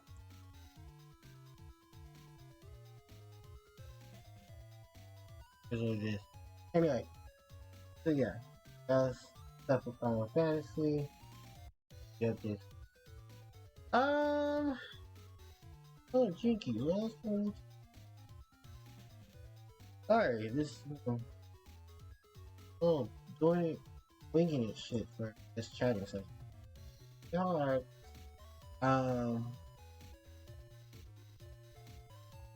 mean, yeah, no, let's finish out the thing we're trying to say. Yeah, it's just like a lot of the stuff that's in FF. I really just hope, you know, they fix it up and things get better. but if not, fuck. Because I haven't heard too many good things about 16. I've heard a lot of people have a dismay for 16 feels rushed. 16 feels like, 16 was too easy. 16 needs some strong DLC if it wants to continue. People are afraid that if they go play 16, that 16 will,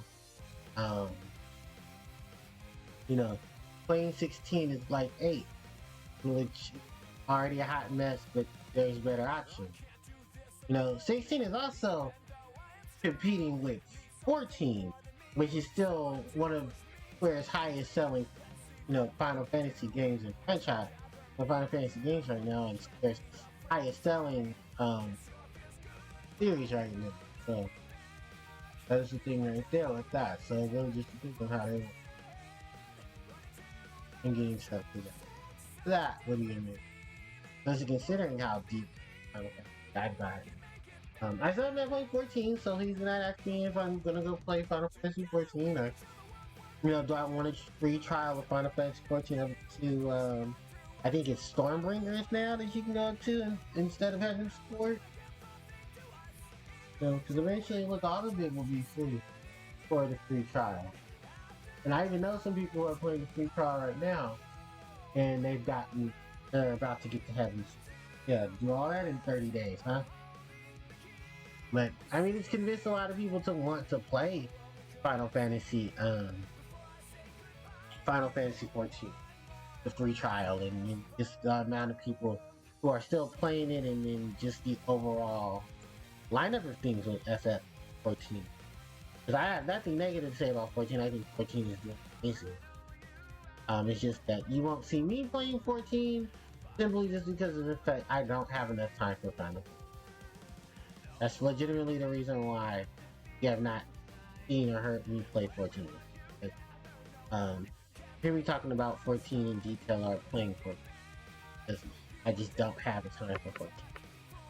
But for those who do, I highly encourage you to go ahead and play it. I honestly recommend it. Oh, excuse me, and I'm sure many people who are a fan of Final Fantasy will definitely tell you, hell yeah, this is the game that I would recommend. I don't believe it's something I recommend for new. No, I think people will recommend 14.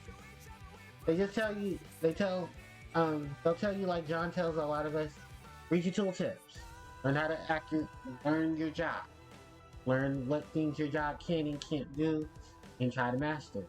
And always master every job that you possibly can. So you have different alternatives and different things for battle. But I think races are not attached to classes. So you can be any race you want, and you can play any job. Is that in some team party comps, I would suggest you learning how to play multiple jobs so that you can play throughout the game. In case you want to do some raid and they need and say somebody pick, a call is a different job. If someone wants to be healer, if someone's healer, but you're healer, change to the DPS, change to the monk, or the tank, one of the tank key classes. Yeah, it's definitely something to do. Every job. Like I said, I haven't played 14. I don't have an interest to play FF14. But for those who are going to go play FF14, enjoy FF14. We like it. Moving on from FF14.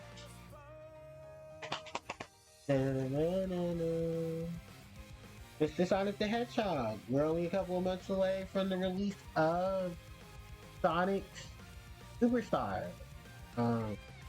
There's not much talk about Superstars in terms of what we've heard online. Like, I think the last major thing we've heard online so far was that I think the price and the release date is sometime between October and November, which is funny enough because I believe that's also around the time the Mario Brothers game is coming out. Both of them, Mario RPG and the new Mario Brothers game for the Switch. And we'll have Elephant Mario, playable Daisy. Um, it'll be playable Yoshi, because Yoshi's also playable. So I believe the playable characters in the game are going to be um, Mario, Luigi, Peach, Toad, Daisy, and Nibbit. I think are going to be, because I know Yoshi, yeah, Yoshi, Daisy. So those I guess those toes are now being replaced by Daisy and Yoshi now that Yoshi's gonna be a character. And it's gonna be weird because I hope there's no stages in there seeing the Yoshi. They are already Yoshi, so that's Yoshi on top of the Yoshi. And that could go back to the because you want to go. So definitely something I hope they figure it out. But from what I've seen, the game just looks like New Super Mario Brothers. Like we haven't already played the New Super Mario Brothers. I have. I still have not beaten the one for the Switch. That's the port from the Wii U. I need to finish that soon. So maybe that'll be a game I decide to play. Cause I'm still playing FF6, Pixel Remaster. I want to go back to Shantae, but I think I'll go back to Shantae 5 later on. Well, I definitely want to play Pirate's Curse. So if they ever put Pirate's Curse on sale for the Switch, I definitely want to be playing Pirate's Curse. And then I can officially say I've played all of the Shantae games. I played Shantae, Risky's Revenge, Curse, Shantae and the Pirate's Curse, Shantae to have Junior Hero, and Shantae to Seven Side. So yeah, definitely want to play those. And then, like you said, I played through this. I get the most bonkiest shit things ever. But because of how the status quo changes in so many of them, I feel like Pirate's Curse, Half Genie Hero, and Seven Sirens did what they were supposed to do. And I feel like if anything, if any one of them needed the proper lineup, I would honestly have to say Half Genie Hero. No, Seven Sirens could have been a lot better than Half Genie Hero if it wasn't locking itself in. I feel like the script is okay, the characters are fine. Shantae's combat could use some work, but I feel like the enemies and stuff definitely were the problem, especially the ones who want to run across the damn stage like they're bad at hell. Thank you. But it was to sneak up on you from under the fucking water and want to jump on you in. So, yeah. There's definitely a lot of that.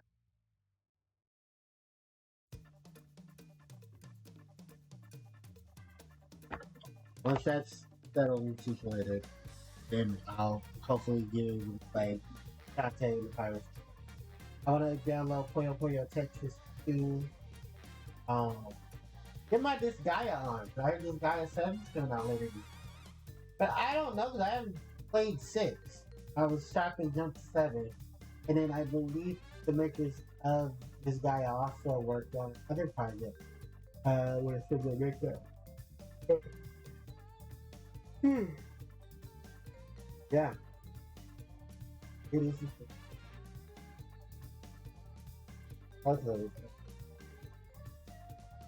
That's up at like 5 something. I know, don't joke. And it's like 4:18 right now.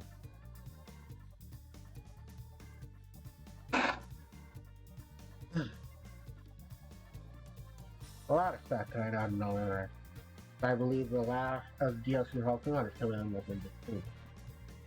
And then next month, we're gonna have the Mewtwo raid, which I'm excited about that. I can't wait for Mewtwo. Which I can't believe they're pulling a lot of stuff out for Mewtwo. Because for those that don't know, there's been a series of 5 to 6 star raids going on right now. And if you want particular Pokemon, they're advising you to go get those Pokemon that were from previous raids. I don't believe all of them were 7 star because Blissey wasn't a 7 star. I know Grimmsnarl was not a 7-star. I definitely know that part. The other Pokemon on there was not a 7-star. The starters will all be back. They made that announcement that once the DLC happens for the Steel Mask, all of the starter Pokemon will be available, and I believe the Indigo Disc will allow you to, from what we've seen from the last Direct, Pokemon Direct, that yeah, we'll be able to catch wild starter Pokemon. So, I mean, I already have most of my starters ready for the transfer over because most of them are available in the game because their evolutions were 7-star raids. So, you know, I'm just ready for the whole families to be reunited, and then once that happens, then I can play more games and then have better teams. I mean, I'm already in the post game, so that didn't hurt me much.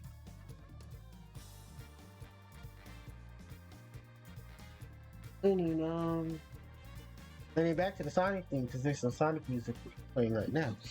I wish I knew what the fuck my damn controller. But I definitely want to play some Sonic for you guys. Play around there.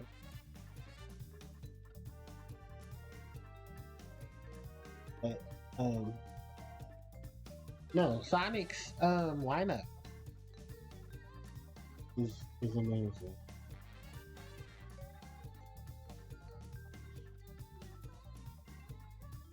So yeah, definitely some more Sonic shit. And I love me some Sonic. Sonic's lineup of things is definitely going to um an eye opener. Well, not even an eye opener. It's a running things because now that we know Sonic Frontiers is done well, and I do enjoy playing Sonic Frontiers because I finally beat it. Sonic's birthday party went extremely well. The only issue that I have with Sonic's birthday party wasn't the mission because everybody leaked that out that you can just play it on easy mode and you'll be able to get the spin dash like that. It was just that the amount of things they wanted you to do was so irritating because it was like, do I go and beat up the enemies and get the higher rank, or do? Because I eventually that's what I did. I had to run to certain locations to beat up enemies, and then take rails and do tricks and stuff to get my rank up high enough to get the S rank, so that I could get the spin dash. Because yeah, the spin dash was finally added during Sonic's birthday party. Because a lot of people were like, well, you have an open world, give us a spin dash, and they did. They gave us what basically is the SA1 spin dash. Um, where it does what the fuck it wants to do. I personally prefer SA2 Spin Dash, but I don't mind SA1 Spin Dash because I feel like SA1 Spin Dash is more superior in a way. Just because my thing is yeah, I don't mind the Spin Dash being the spin charge. My issue with the Spin Dash in SA1 was that I didn't need another level up item to have me do the Spin Dash, to do the light speed dash, because I thought that was the best ever. But I'm lucky SAT changed it. Heroes didn't have a spin dash, which I was hurt. I don't remember, when did the spin dash come back as an actual ability for Sonic to use? Because I know Shadow had his spin dash. I don't want to. I want to say. Because here's the thing, though. If I say Classic Sonic always came with his spin dash after Sonic 1. Because, if we look at it through the lineup there, Sonic after Sonic 1, and even then when they ported Sonic 1 to iOS and Android thanks to Christian Whitehead, Sonic had his spin dash then. So my only issue with not, which is technically spin dash here and there, is that damn, this iconic move should not be taken away when this iconic move is what was so strong to begin with. Yeah, I was kind of just more so like, damn it, I want to see more. I mean, eventually, what did we see more from I believe we. Sorry, my mind is blanking right now. I have to make sure I remember. Also, fuck, I hate weather. Hate what my body does. Um, but yeah, no. Sonic's birthday party was fine. Oh, the other issue I had was the music selection. I feel like the music should have been like mashed up into one thing. I feel like the music should have all been separated and we should to play the different music because um Rouge's level was added into it. I think it was the Lovely Gates 3 from um Sonic Adventure 2 was in there and I popped the fuck off when I heard Lovely Gates 3. I was like, oh my god, this is the Lovely Gates 3. This isn't Sonic music. Because I think once you get to once they start playing some of the adventure music, because Tommy Otani hinted that he was making a remix of lineup stuff to go into Sonic's birthday party, but we didn't exactly know what it was. And it was like it starts off with the custom music, then it breaks into the different music from each genre of its like. You have a game that you have tracks that will represent Sonic 1, 2, 3. Of course, Can You Feel the Sunshine for the Saturn.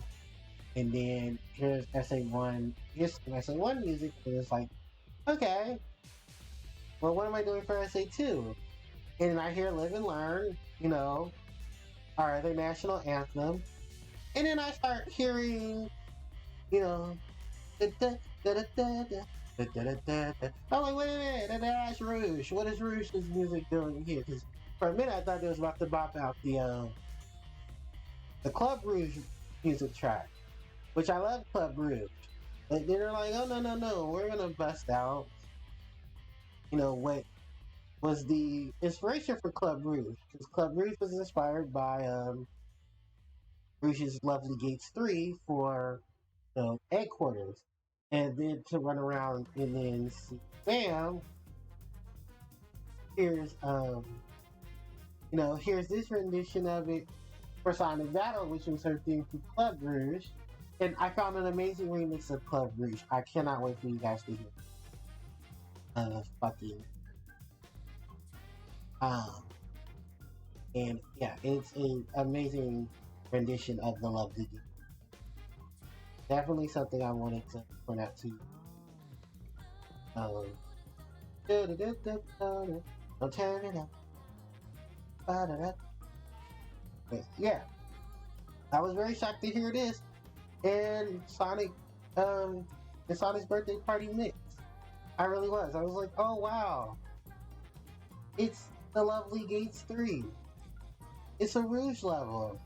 Because I was I didn't expect it, and then they started playing some more music. So yeah, I was very excited. I was very happy. I was just more so thrown off. I didn't expect them to want to do it. So yeah, that was a nice addition. Oh shit, the Lovely. And oh shit. Sonic Heroes, and this and that. It's like, oh my god, that is awesome. We get to hear all this amazing music. Yeah, definitely something I was not expecting, but very happy to for Sonic's birthday. And later on we'll get the Tails, Knuckles, and Amy stuff, and I hope they're all playable because I think that's what's going to really reflect off of what was in Sonic Superstars. Because I wouldn't be surprised if they dropped the Superstar stuff after they dropped the DLC for Sonic. What was it? Yeah, for the Sonic, right? Not Sonic, but for Sonic, Sonic Frontiers, they'll drop the last update, which of course is that the playable characters, and then turn around and then bam, here you go. They play almost exactly the same as their counterparts do in um, Sonic in the Sonic suit and in the Sonic stuff for excuse me, for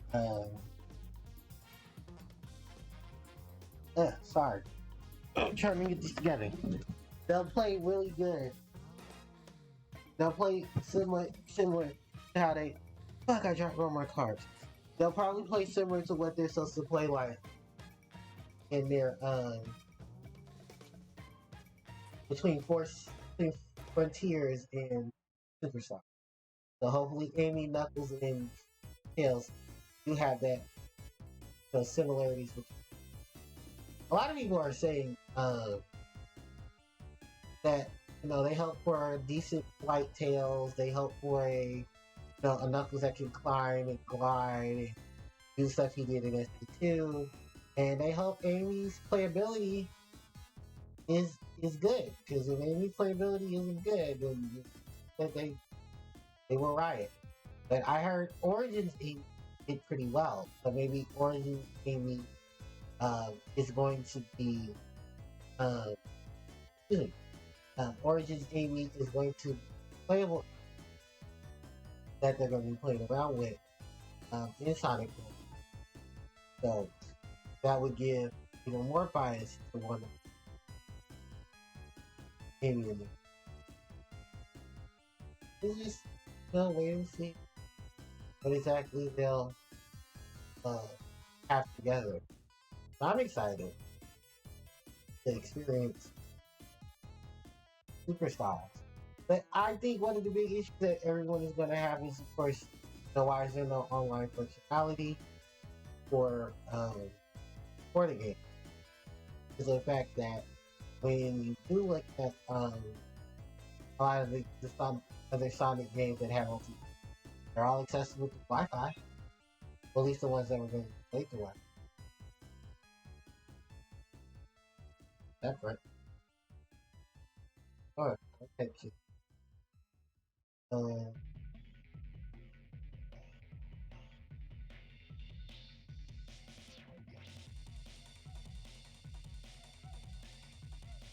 there's a thing. Um, and moving on, what we talk about Sonic Super. Oh yeah, let's talk about Crash. Cause oh man, Crash Rumble Arena has fallen so bad that they had to make it free for a week just for people to play it, because they couldn't admit that they had this shitty microtransaction that luckily they didn't sneak in like they did in I'll say in part in Nitro Fuel. But just for the fact that you decided to go ahead and do it, I think was the part of the reason why it turned people away. Um, just from wanting to experience what is Sonic, uh, so what was, CTR Nitro. Because you can still collect the Wampa coin. The problem was that the Wampa coins weren't much that you could once you certain things, as opposed to you buying the Wampa coins back out. Yeah, I bought some of the highest captain, just so that I could get a lot of the stuff from that I could get from this sort of stuff I use for a shop. From which I got all the majority of the characters that I needed. I just need skins. The only other character I don't have is Penta, but Penta was the I think that was even worse like that I have to buy DLC, which is not available anymore, to get some paper. Also to note, because some people are probably going to ask this, you cannot get the pack anymore, the special pack, because I think you have to buy the game fresh, whether it's physical or digital, and it has to come with the code or with the extension that will allow you to play the game with the, which is additional skins, Penta Penguin, and an additional part. Not to mention all the other stuff that came out prior to it. if you had any connections with I think there were two special cards that you had to that you could only get, I believe, a barcode or something. Like it was a code from Sour Patch Kids. Yeah, Sour Patch Kids card. You have to get that through buying a pack of Sour Patch. I think a certain amount of Sour Patch. They would give you the code for the Crash Bandicoot card. Because that was how they were promoting that. And from that, I remember Xfinity one as well. They're like, oh, you guys are playing Crash Nitro Kart. Well, with your online services, you guys can also use this code or enter in your code, and you got a special card for them, which is this, which is really cool with the card. Card, paint color and all. And then I believe you had a account with Active, and you were able to get. You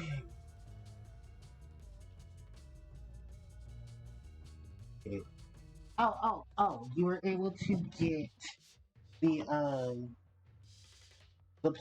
the biplane, um, which I think was accessible. Um, I think it's still accessible. You can still get that if you buy the game, um, and you want to invest in the game. Excuse me, but everything else was just like a whole big ass trip. Are we really doing this? Yes, we are really doing this. And it's just like, oh, all right then, we're going there. I'm gonna say it. I was one of the many people. I was upset. I don't care too much about the microtransactions. I just wish, like most people, they didn't lie about the microtransactions. Lie about the microtransactions. Then that's where people get upset. They lied about the microtransactions. They're like, no, this game's not gonna have microtransactions, and then we have microtransactions. And then people were afraid Crash 4 was gonna have microtransactions. Luckily, it didn't. But I believe it was on. It had its own level of bullshit, which I did play, because I did not finish Crash 4. I got to, I think, the future area. You know, when you find out Cortex lied and he basically is trying to use you to get to Anna's machine so that she can go back in time. Because when you fight the entropies, you beat. I think you have to fight them again. I'm not sure. Don't quote me on it. But yeah, it's like there's a lot of stuff to just unpack there. Because you actually do go back to Cortex's castle from the original game, and you basically find out that Crash created himself. Like Cortex didn't create Crash, Crash helped create Crash, and caused Cortex to do what he did with um the Evolvo Ray, or I think it was like the Animal Army General Ray or whatever the hell it was, because Cortex wanted to make certain animals his generals to help him take over the planet, and I believe it was Crash who helped create Crash to give Crash the powers that he needed, or to be able to fight Cortex in the modern day. It's a very weird roundabout situation that I thought was very roundabout and stupid, but it's Crash Bandicoot. Because Crash's story, I think, just gets better when, it's just a simple do this, do that type of situation.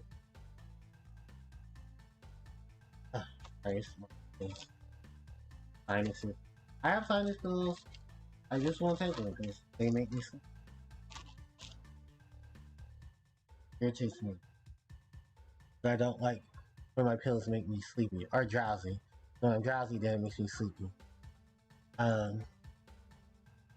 So yeah, that's the thing. Then what else was it that I can talk about? Spyro's 25th anniversary, which also means that it'll be the 25th anniversary of Crash Bandicoot 3.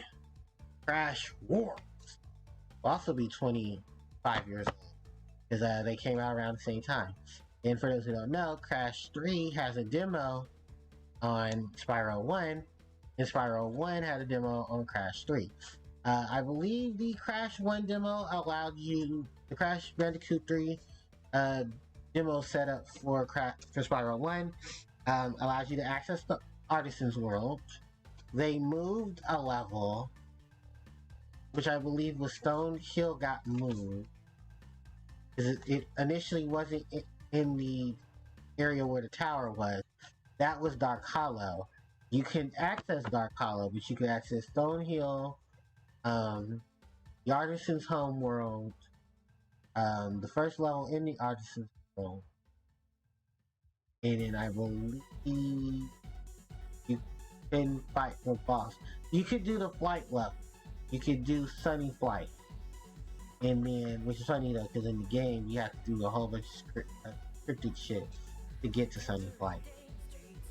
But yeah, you have the first flight level, and out of the 2 out of the 5, 3 out of the 5 levels around the traverse. And then you didn't have access to the boss because they locked the boss there. Yeah. And then I think in Crash 3's case, you got to play as Coco and Jet Ski. And play, I think it was the first level of the game. Is the first one or the second one? I think Tail No Tail. So you got to play through Tails No Tails and explore Tails No Tails, and get to play as Coco Bandicoot, which I thought was cool. So my opinion on playing as Coco Bandicoot is that, hey, it's Coco. That's cool. But then also, damn bitches, they're jet ski. They're jet ski. I honestly was hoping that maybe we would have got like a Crash and Spyro-esque crossover when CTR came out. Like CTR had like a demo code to play, you know, to play Crash Bandicoot. No, CTR having a demo version of Spyro 2 in it. Because funny enough, that's how I got introduced into Spyro, was through the demo of Spyro 2 on CTR, and it was a look at the guidebook, then telling you about the game a bit, and then you get to play 2 of the levels. So the first level was the Colossus Homeworld, which was actually level 2, and then you had Magma Cones, which was in the what was that area? Artisan's Homeworld. No, not Artisan's. Autumn Plains is level. Magma Cones. Because I didn't know where because funny enough, while I was playing Magma Cones in the original game, I didn't know where Magma Cones was. So I was like, man, I have not run into that one level from the demo. And I was still playing the game, and I remember getting too stuck. So I was like, I don't know where any of the other stages are, but I walked past the stage. What am I missing? And when you run into Aurora, you'll say, want to go to a world you haven't explored? And I was like, yeah. And she took me to Magma Cones. And I was so excited. I was like, yes, Magma Cones, I've been looking for you. Because I didn't see it. I was like, I remember this level, this was in the demo. And I got to play the full level. Which was very much fun, because I enjoyed Magma Cones. For what it offered me. And I was just like, well, what other stuff could you do to play for Magma Cones? And I was just like, it really just depends. Because Magma Cones itself, like, is its own basket. Magma Cones isn't hard. Because it's a lot easier. It's basically the same way you were playing through the demo. Which was, there's an area where you're not swimming, you're climbing, you have the ability to climb, and you have the access to the glide, the super glide. So it's like, you got everything in one. I believe if you played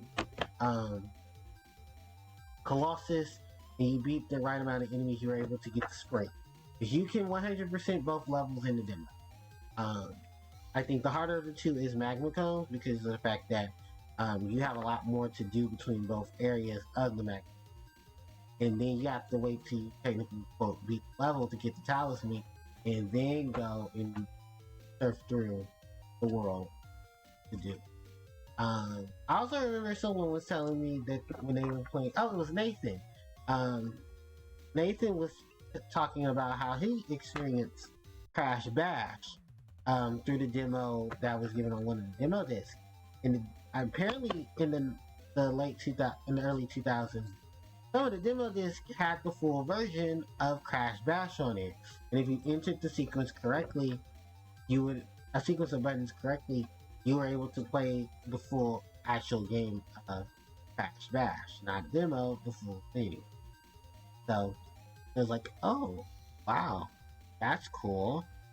And I know everyone said the demos depended on how, like, I guess how people got them, or just where they got them in general. Because some were saying that there were certain levels, there were 2 levels that were different. I don't know exactly which ones. Oh, actually, no. You know what it is? I'm thinking of Spyro 2 and 3. Because 3 had multiple demo discs as well. And some of them were actually Pizza Hut demo discs when the game was being advertised. And it was like you could buy your pizza demo disc, or you buy your pizza from Pizza Hut, and then they'd give you a demo disc for ordering. And it would have different demos from PlayStation on there. And it was right around the time, year 2000, because that was the Year of the Dragon. And on there was Spyro 3 Year of the Dragon. You were able to play the demo, a couple of levels from that demo. I don't know exactly which ones because I never got a chance to play the demo version of Spyro 3 because I never. Well, because it's funny because I own Crash Bash. I don't think I ever had a chance to really play it, so forgive me. And it probably just had maybe a couple of levels, a few levels in it, cleaning up the main home world, and possibly finding like, oh, you can't do this. So they probably had like maybe, what ally character level? Most likely probably Sheila. And then like probably pull like 1 or 2 different levels from what is it? I want to say it's Midday Spring. It's Sunrise Spring, because Spring was the only one that was not added in Spyro 2. There was plans to do it. They did have plans to add more levels and give a traverse to beat Ripto, but like we're kind of crunched on time. Do we really need all these extra levels? And they decided not. That's all I did. You write the epilogue, you see a lot of the enemies that Spyro had, that were cut from the main game. Which sucked. And then I think all 3 games actually. All 3 games. Once you got all the skill points, then you were able to see the full lineup of enemies and stuff that were in the game, and enemies that weren't in the game. I believe the Reignited trilogy did also bring them back, and you got to see the more skill. Once you collected all the skill points, you're able to see the full epilogue from start to finish, or the full book, and you got to see all the characters that were cut out. You got to, and it was nice too, because I honestly, 100%, truly honestly, I highly recommend Spyro. I definitely recommend Crash at one. If you want PS1, PS2, definitely Ratchet and Clank, slightly back and back, because those are the ones that definitely. I want to say Kingdom Hearts, but I feel like Kingdom Hearts is more action RPG. Like if you ask me like what RPG you recommend, then I'd say FF12, Chrono Trigger, KH2, just those feel really big.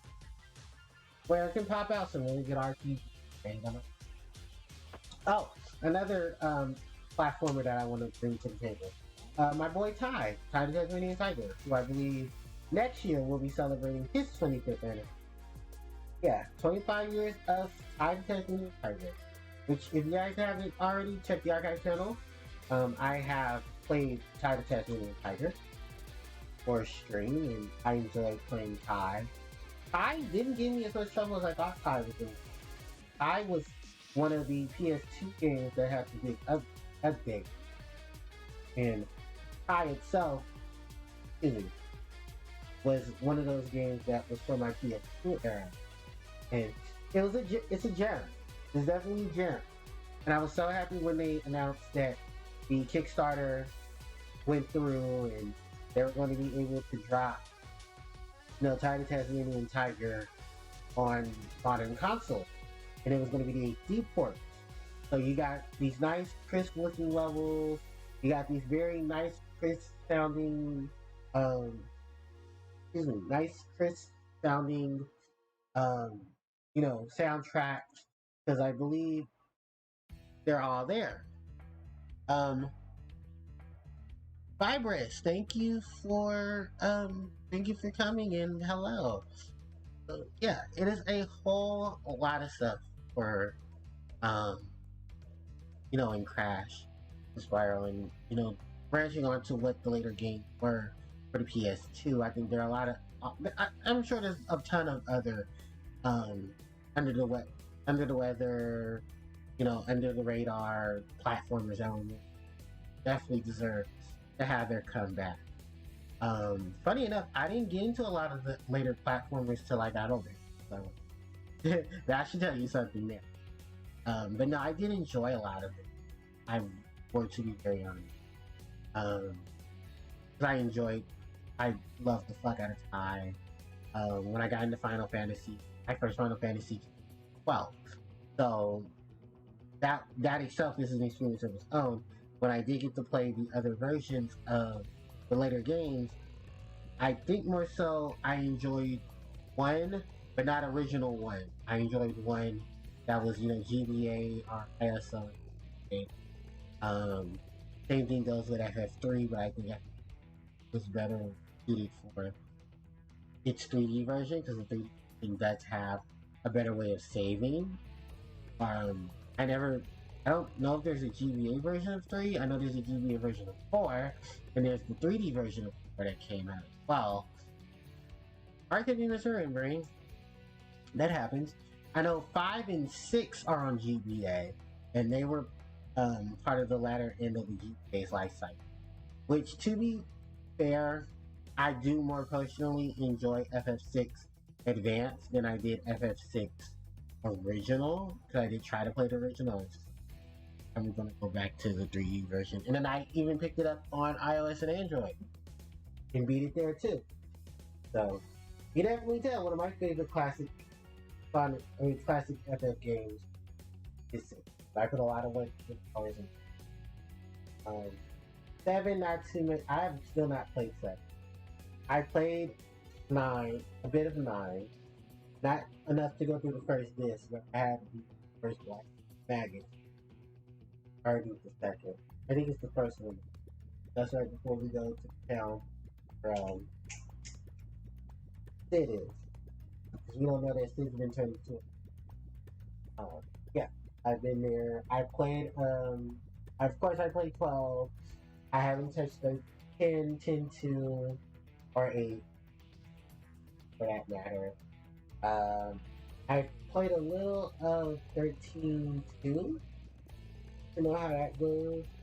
And then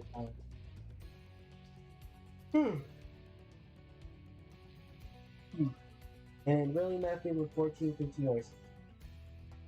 And simply with 14, I have a computer, I have a laptop.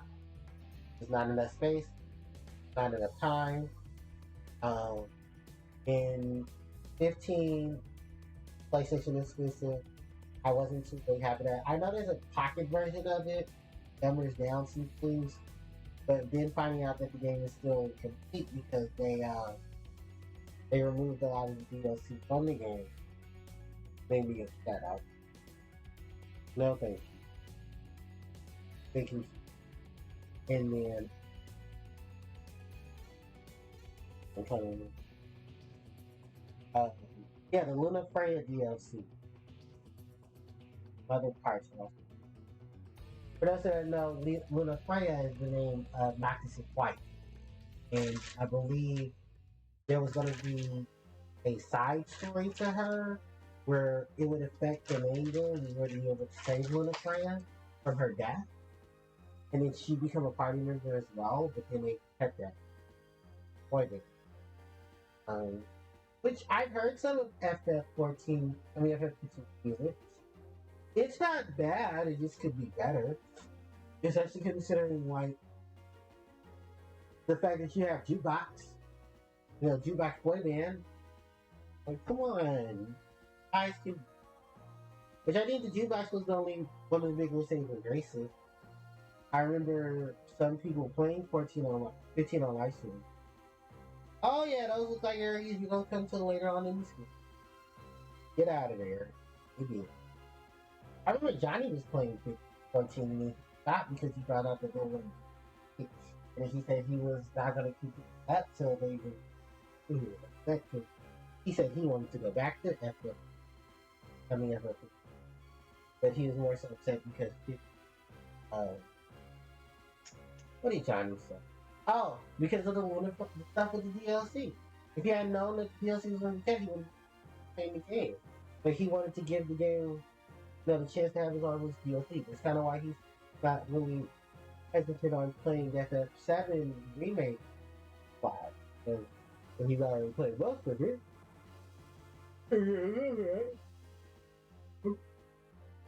It's like, damn. Don't cut the content when you need it. So, that's part of the thing too, where I don't like when cut content. Especially with games with popular legacy. I was at you get on Pokemon. You get those when it's dead. Pokemon, there's no excuse. 37 years in the game. I mean, 27 years in the game. Come on, man. Get that stuff off. Anyway, moving on from that. And they were and stuff. No, they ain't man. Pokemon stuff. Pokemon Stadium 2 and Pokemon Trading Card Game are now in virtual console for NSO. I mean, most people are going to say it, but I'll say it too. Where's the GBA game? Where's the GB game? All this stuff that you usually make money off of. We'll buy it. Even if they say, oh, we're not going to put them on the virtual console, but they'll be compatible with the virtual console and you guys can play them like this, we'll do it. Very free. Slow yourself down. Bring yourself for your own money. Definitely say no to it. Right. I have played Pokemon Stadium 2, having a bit of nostalgia. Yeah, because Pokemon Stadium 2 is that I would love to have my own Pokemon from Gold, Silver, Crystal. You know, to join me to play, so that I can take down some material, like, you know, fuck the load of magnet. Here's a lot. Yeah. How much was it? Unite's a thing. I haven't played Unite, I think, like the first couple out. So, when did Waterboard come out there? That's what I'm saying. When Waterboard came there. And ain't no Alex and Ram, so I'm going that way.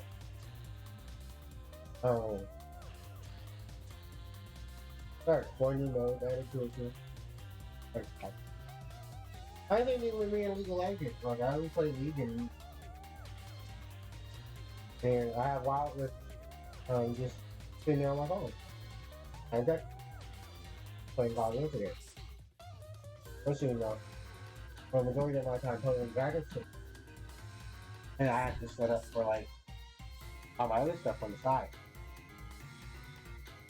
Like, right now, I'm finishing that. The Legend of Zelda. What was it? The Legend of Zelda Oracle of Seasons. And, you know, eventually I'll play Legend of Zelda Oracle of Ages. Don't worry. Um, so it's just that I did not expect um, to get to where I am, New York. Honestly.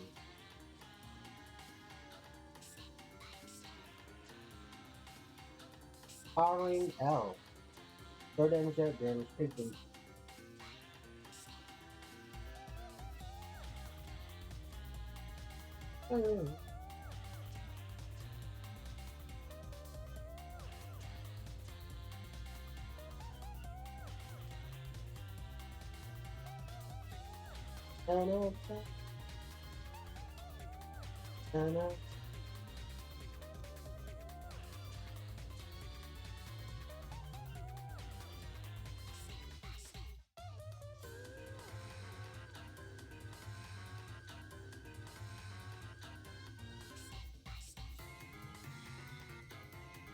Boomerang.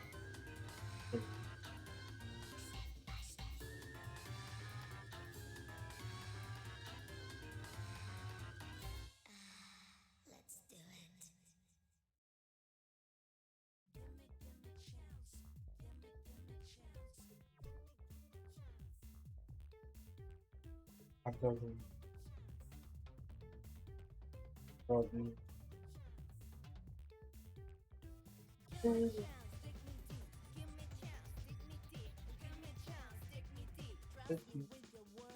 Please do.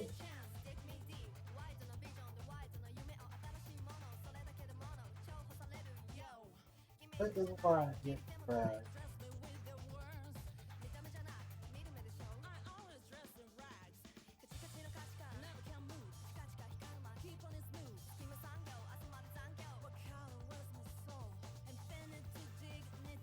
That's a lot. Oh, it's 5 o'clock. We can go for another hour. Because I really don't have much. I'm running. Um. Oh God, what else can I talk about? There's so much to talk about. I just don't. I want to hit the marks. Um. Get set, ready. Over. Let's go over. That's right. On your mark. Okay, you know what we can do. Because we're here. It's been enough time. I can talk about The Legend of Zelda Tears of the Kingdom. We're gonna talk about TikTok. Not that TikTok, although I'm on TikTok.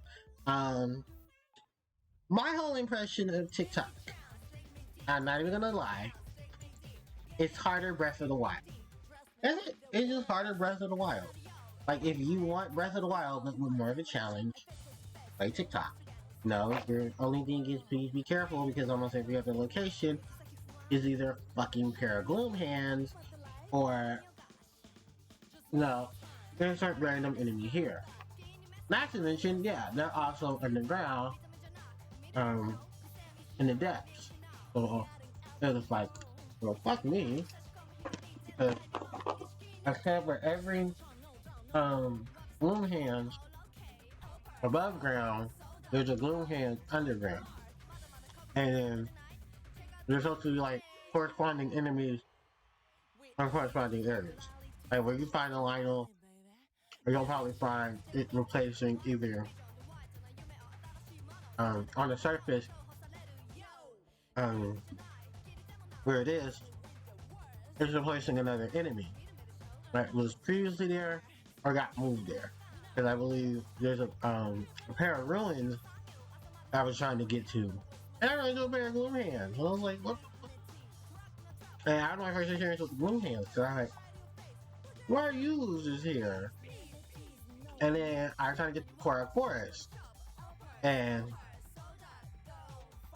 sure enough, there was a pair of gloom hands there. And then there are a pair of gloom hands underground. Because you have to enter the area from underground. And then you have to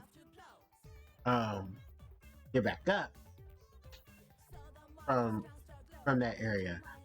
But I have underground, and it is very tedious. Then there's a pair of gloom hands in the decking tree. Like, what the hell? And then there's a possibility that the gloom hands can turn into, what can the gloom hands turn themselves into? Oh, Ganondorf. Yeah, they turned to Ganon. And it was like, oh, really? Like, if I already didn't have enough problems here, here you come. And yeah, his whole stick is that the gloom hands are basically um his incarnation, and that he's able to project a copy of himself through the gloom hand. Because the gloom hands are basically the calamity that is, Ganon, the Prince of Darkness. So it's ironic though that like all this stuff is happening. Like, I want out. Like, I heard it in like voice. I was like, every area I went to, it's like I gotta watch my front, my side, under me, because I don't know if a pair of gloom hands is gonna come out and try to destroy me. So I believe my first encounter with a pair of gloom hands, there was a cave in the northern west area near a tower going towards the Ruto village. And if you know, you know. That area has a pair of gloom hands in the cave in that area. Like, there's a whole bunch of areas that have like caves, and each of the caves themselves have like gloom hands. Because I know if you want to get the Phantom Knight armor, there's a pair of gloom hands guarding the chest plate.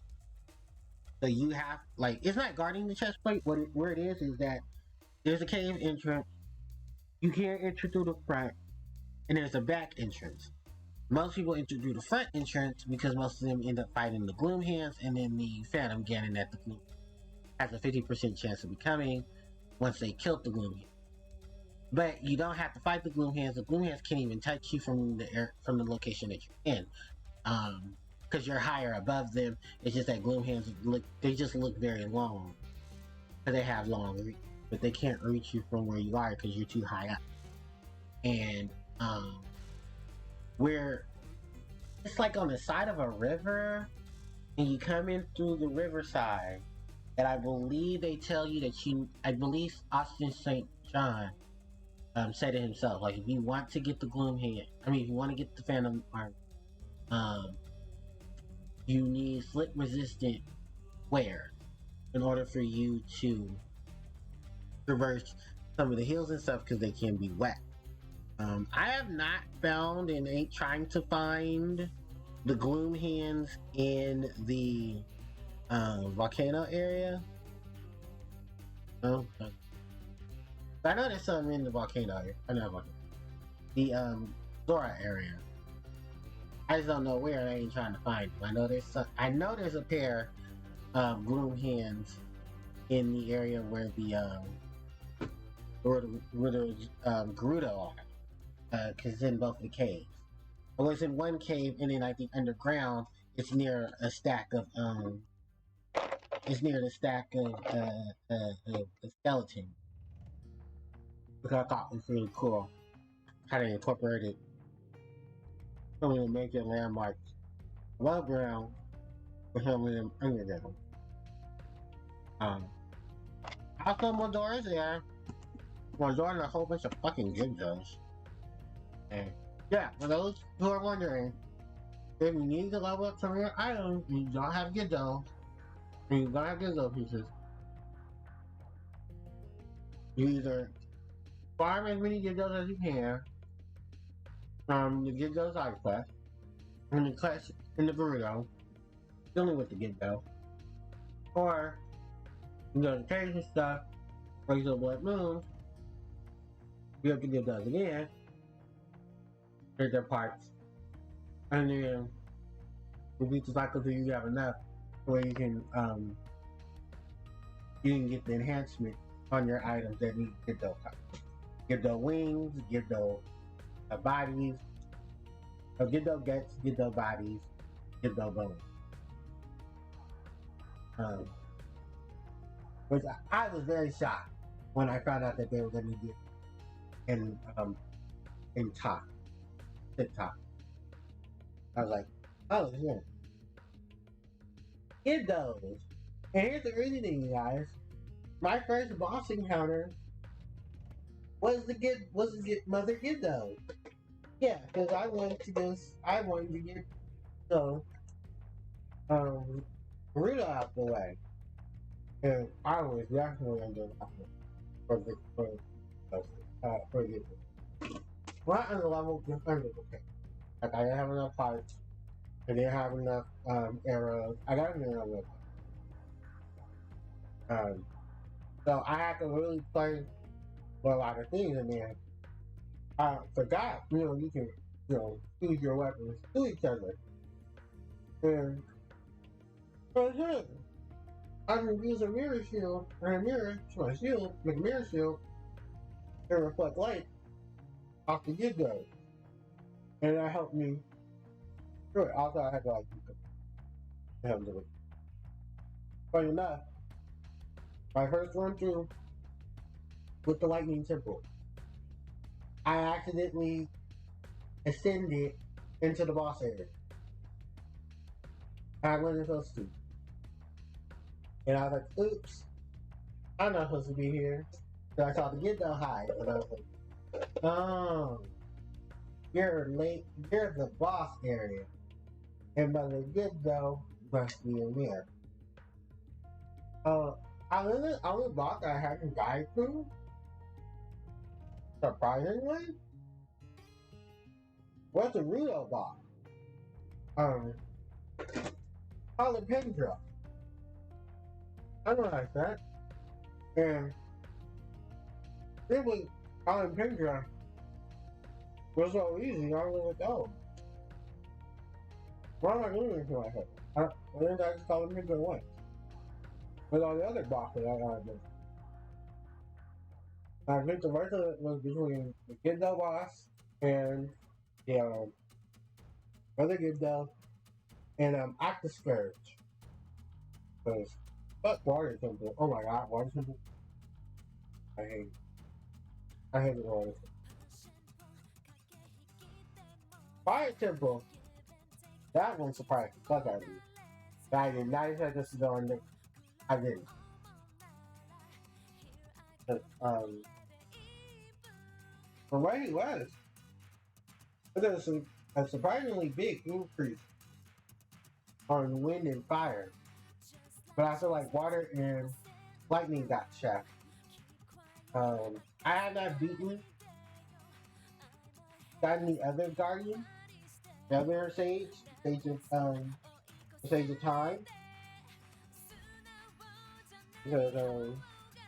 spirit, that I have not been able to do her side quest. And then I was doing her side quest, and then I was like, oh, I have to do this, to do this, to do that, this to get you. And then I have to do this, and this to build you up. And I had talked to you. Because I don't believe you need stage to beat Ganon, but I believe the game makes you go look for the sage of spirit. That's great. Okay. So that's where I'm gonna go look for the sage of spirit now. So I gotta go do the quest to go to the sage of spirit. There's this temple, boss, and then I have all of my fire things. Riju gives a ring. Nobo gives you a ring. Tulin gives you a ring. And then, boyfriend Sidon. Now, Sidon sold me that one. I was like, oh wow, really? You're getting married. Congratulations. But by the way, tell your wife that I have a statue of you and me on top of it. But that is like the biggest slap to her face. Yeah, the hero from Hyrule and your husband, they have a very deep connection. I don't know what it's deep. And oh yeah, here's a section of him writing your husband. Like these just could not write himself. And apparently, before she died, Mifa and Link had a thing going, which they highly emphasized when they talked about Mifa and Mifa's story.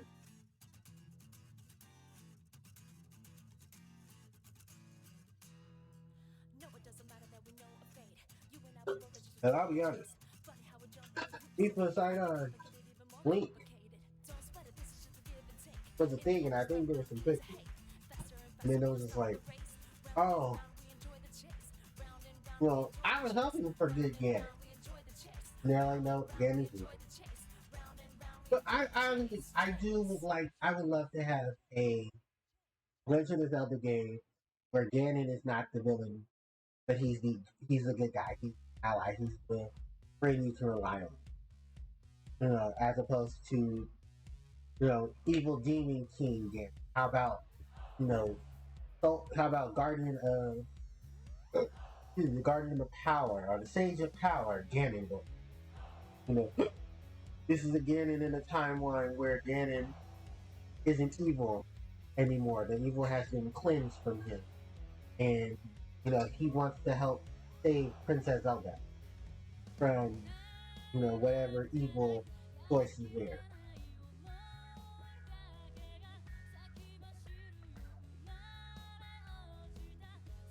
Now that would be great. That'd be a great addition to the series. I would fucking die just to get in.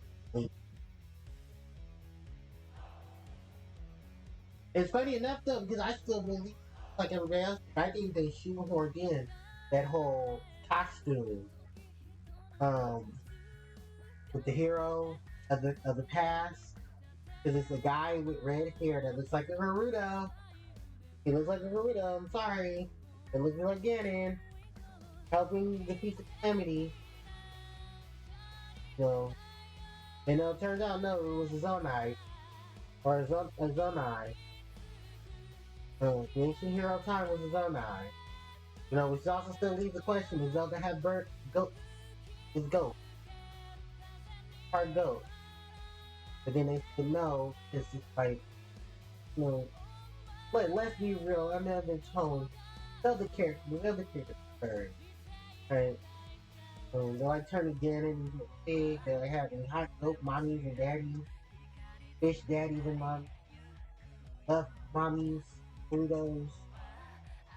They're big, bulky, fair as rock people to go on. Somebody, the other team is horny. They're because we are enjoying them. They are horny on me. Oh, God. It's funny though, because I came into the Zelda series not late. Like, now I'm an adult. I'm getting into the Zelda series. I came into the Zelda series around, I want to say the 10th anniversary. Ocarina of Time when Majora's Mask got ported to the GameCube via the collection. And I think they were talking about Twilight Princess and Skyward Sword. No, not Twilight Princess, but Wind Waker and Twilight Princess. Because I think Wind Waker was the one that people were very excited about, but they were like mad about because it has the cartoonist in it. People were like, "Oh, now you're like a Wind Waker." I do. I like Wind Waker. I like what it came about Wind Waker.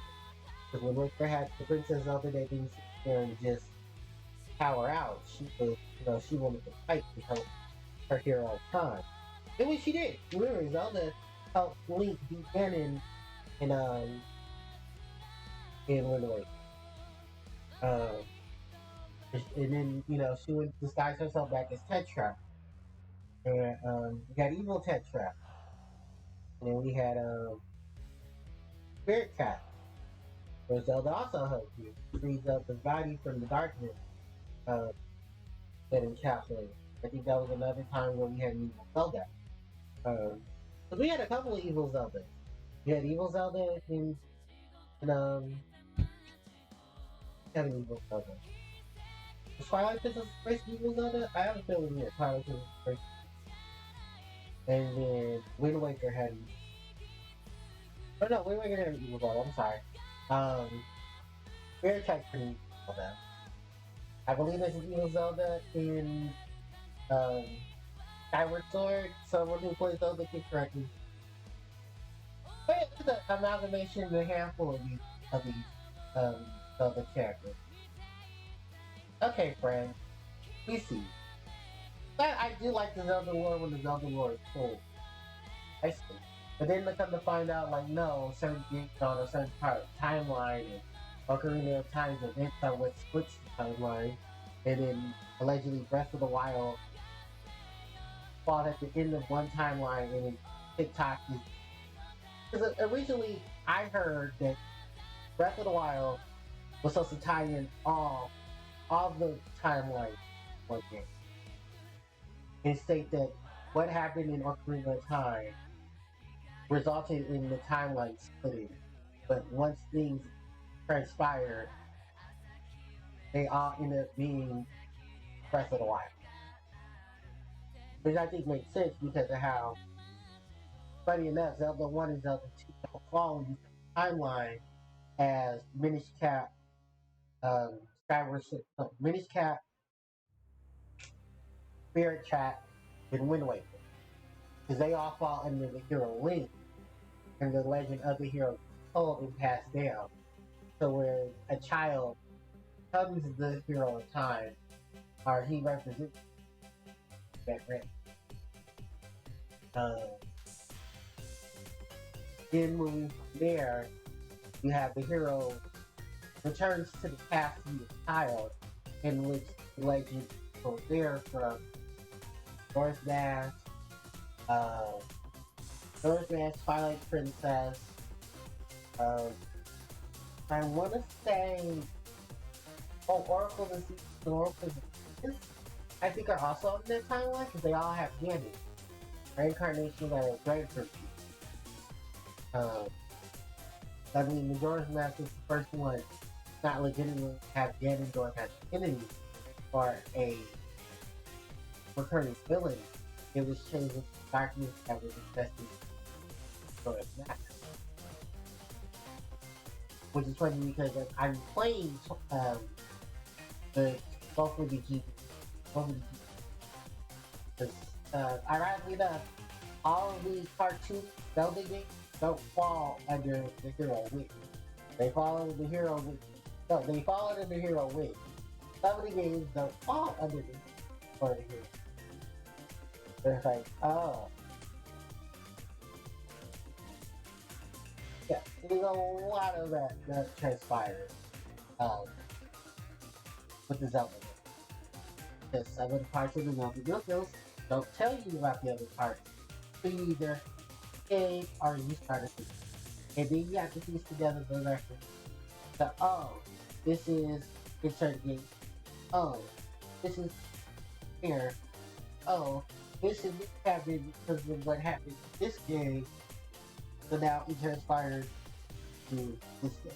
So basically, it's taking point A and running through it to point B has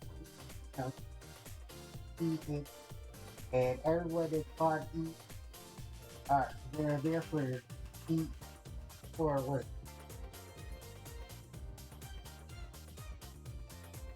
So yeah, so that everyone can set up the plans here and there. But yeah, that was basically here's how things were going. I was like, oh wow, that was a good thing. Wow, to contain itself or even focus on. Wow, this is a hot thing. But people like that. And then I believe Zelda 1 and 2 don't even follow the thing. I think they follow the hero wins when he doesn't release Taiwan, in which they say Ganondorf is still roaming the world, and it's up to you to stop. And I remember, let's see, so many different aspects of it that are happening. But Zelda has always been like, you just go with the flow. Because I believe it's Skyward Sword that leads into, it does lead into Zelda 2, The Skyward Sword was like a link to the past. And the link to the past leads into Ocarina of Time. The Ocarina of Time, it splits itself between itself. So one path has Majora's Mask, the other path has um, Wind Waker or Twilight Princess. Wind Waker, and the other one has Twilight Princess, and then the other one has all the games that don't really include Ganondorf. Oh, excuse me. But they include some variation of, like, the, I was gonna say the Villain of Time. They do include a variation of the darkness, like Vati and stuff like that. That's all it is.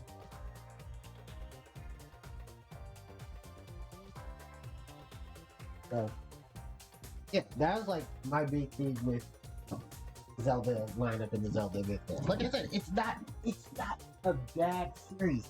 It's just that it gets retroactively bullshit when you sit there and you try to decode, 15, 20 different timelines. For the series.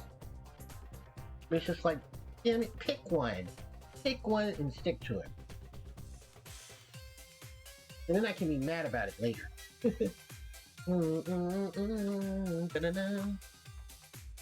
least Shantae's is straightforward. They go from Shantae 1 to Shantae 2, Shantae 3 to Shantae 4 to Shantae 5. And yes, 2 and 3 are Risky's Revenge and Pirate's Curse. Because canonically, Pirate's Curse happens after Risky's Revenge. Which, in Risky's Revenge, Risky tricks Shantae into getting that magic lamp, and turns out that magic lamp is actually a lamp that steals the powers of a genie, and because she stole it, Shantae lost her powers.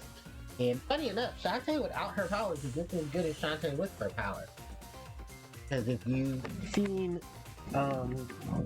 Pirate's Curse, or the game from Pirate's Curse, the pirate items are awesome. And then it's like, you have, once you've collected all the Tinkerbat stuff, then Shantae gets, all of her, get her magic back, and then she's just whooping ass, Dragon Ball Z style. So it's just, hell yeah, go Shantae. Go Dragon, whoop that ass. So, she does. So, yeah, definitely a big here and there step. Oh my fucking god, it's only 5:30. Oh fuck. Literally, it's legitimately hot. It's awesome. Oh, thank God, when I moved back, I will not have to deal with this weather unless it is actually the summer. This also means I get to wear pants. So, definitely things I cannot. My phone is.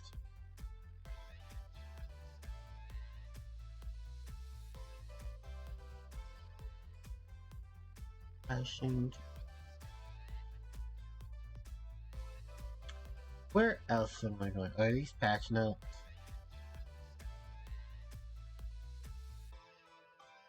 Oh, apparently there's a leak confirmed date for the DLC, stating that the DLC for the Indigo Disc will be available next year. Wow. I say I'm shocked, but I'm not, because it's just, that's the type of bullshit Game Freak does. Don't say you're gonna release one game, during the summer, and then, fall, and then one game during the winter. And then winter, you mean by next year. Because winter isn't technically over till the Groundhog Shadow. The Groundhog Season Shadow? I think Groundhog. I forget Groundhog's Day. Bullshit. Hold on, I am on the computer. I can look that up. Well, that's just the type of bullshit. Groundhog's Day.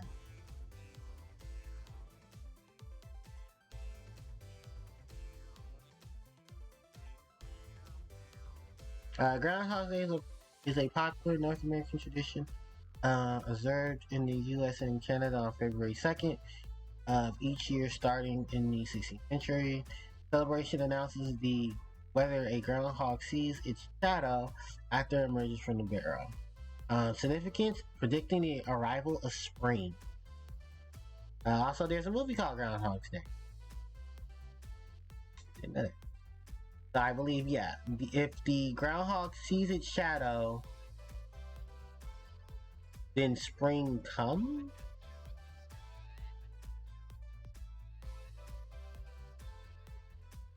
Yeah.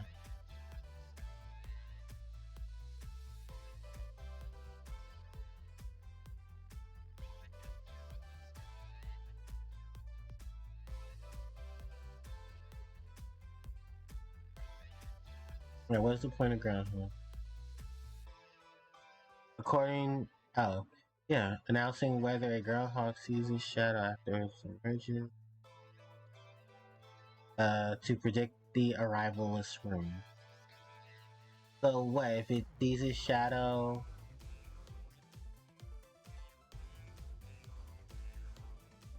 So what if it sees its shadow? Um,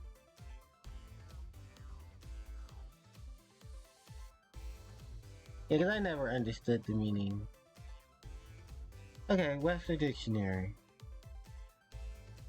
Groundhog's Day. Who knows? Um, February 2nd. Ah, here it is. February 2nd observes the traditionally as a day that indicates 6 more weeks of winter if sunny or an early spring if cloudy. Oh, okay. So if the groundhog sees its shadow, that means we have 6 more weeks of winter. And if not, we have an early spring. And to be fair, spring is one of my favorite. Um,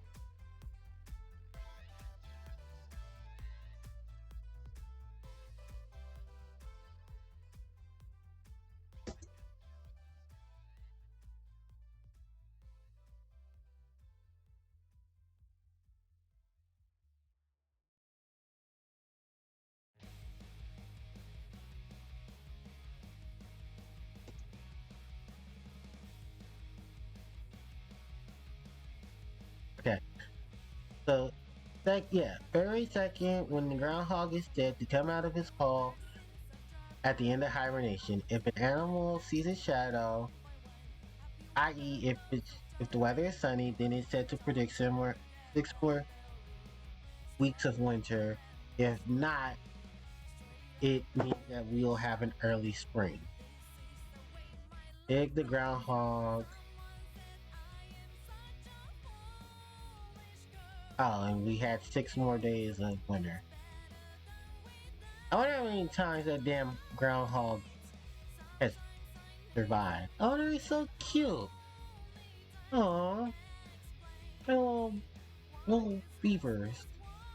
So cute. So yeah, that's basically the meaning of Groundhog's Day. If a groundhog sees its shadow, then it's 6 more days of winter. If if it doesn't see a shadow, then we have an early spring. And I'm all for early spring because I love spring. Spring is such a nice season.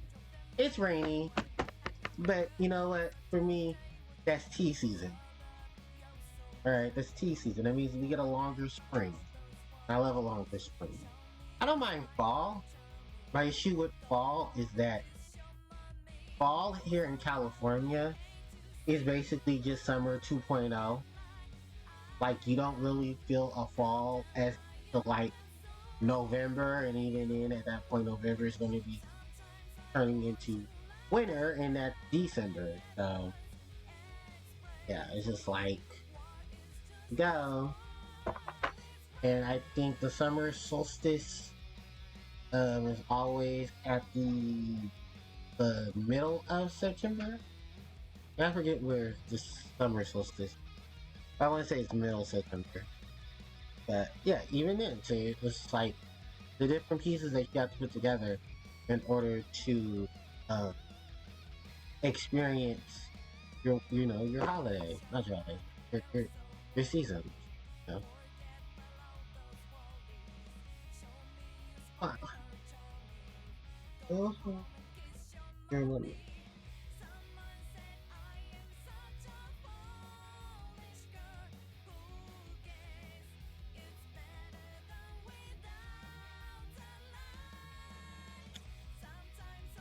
Um,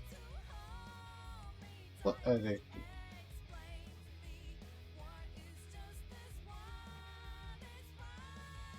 Did we ever get any information about Among Us?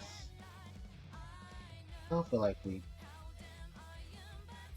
I know there's supposed to be some stuff for Among Us coming out, but I don't know if they made like that big Among Us. Because I know they said something about they're getting ready to release another map. I'm down for another Among Us playthrough. Was Tom not on? Oh, I think he's on it. I hope he's not having internet trouble. Ah, I know it's like to have internet trouble. Da, da, da.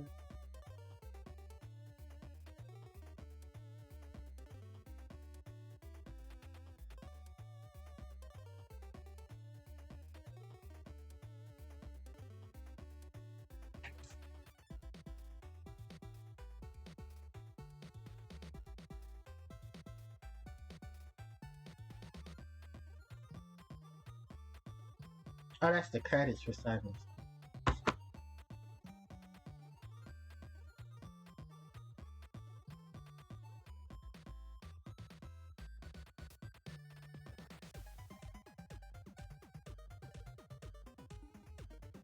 Man, this has just a good soundtrack. It just sucks though. I wonder what Kaufman would have done if he did work on Seven Sirens. Cause yeah, fun fact: Seven Sirens is Shantae's original composer, Jake Kaufman, was not able to help work on Seven Sirens. He yes. He what did he do? He ended up working on a different project.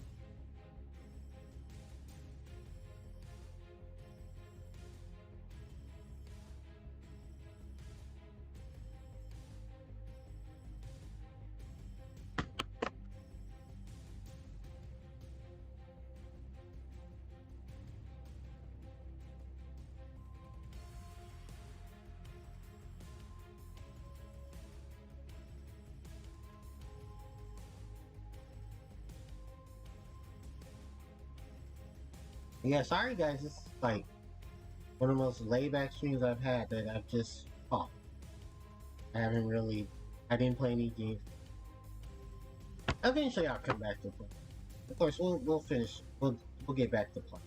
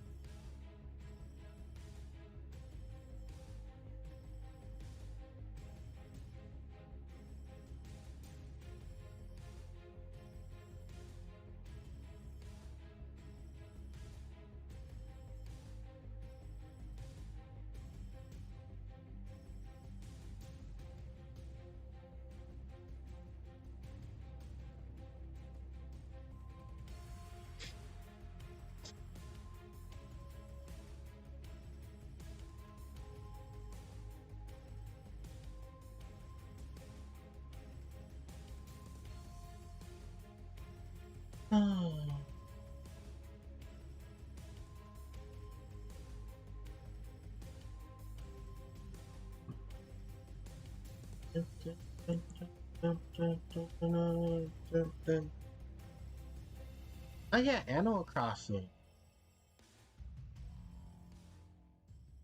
Animal Crossing. Remember Animal Crossing? I played it earlier today. I got my birthday celebration.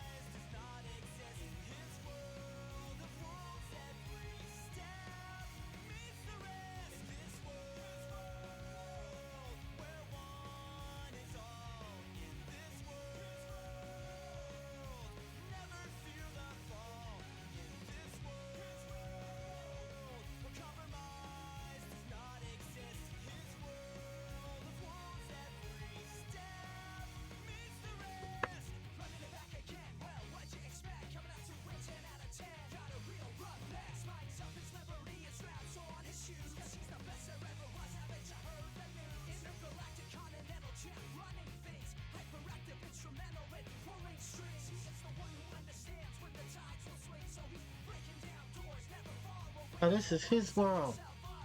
Which version of his world is this? Oh, this is the good one. Matthew Lewis and Allie. Matthew Lewis is a Zebraland. Fun fact, he's the younger brother of that one guy from what is that? What is that thing? Oh, he's what's his name's brother from Zombie Guys, which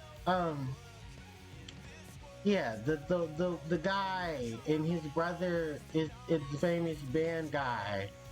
He's the lead singer of the band, not Zombie, the zombie guy. I can't remember his name.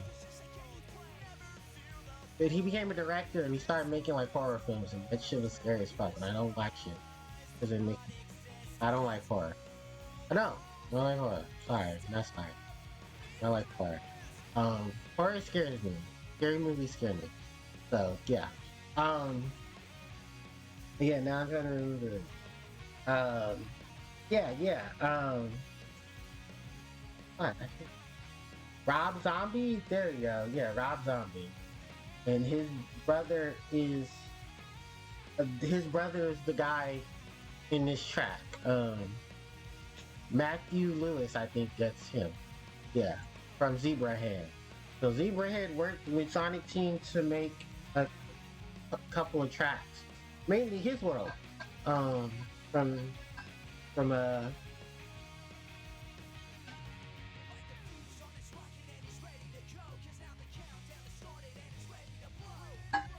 from uh from Sonic. Yeah. And there's like 5 versions of his world. So there's the instrumental version, which you only hear which you do hear when you're fighting. What are you fighting? Oh, you're fighting Solaris, Solaris Space One and Solaris Space Two. Then there is the fight with there's original His World, which is what we're listening to.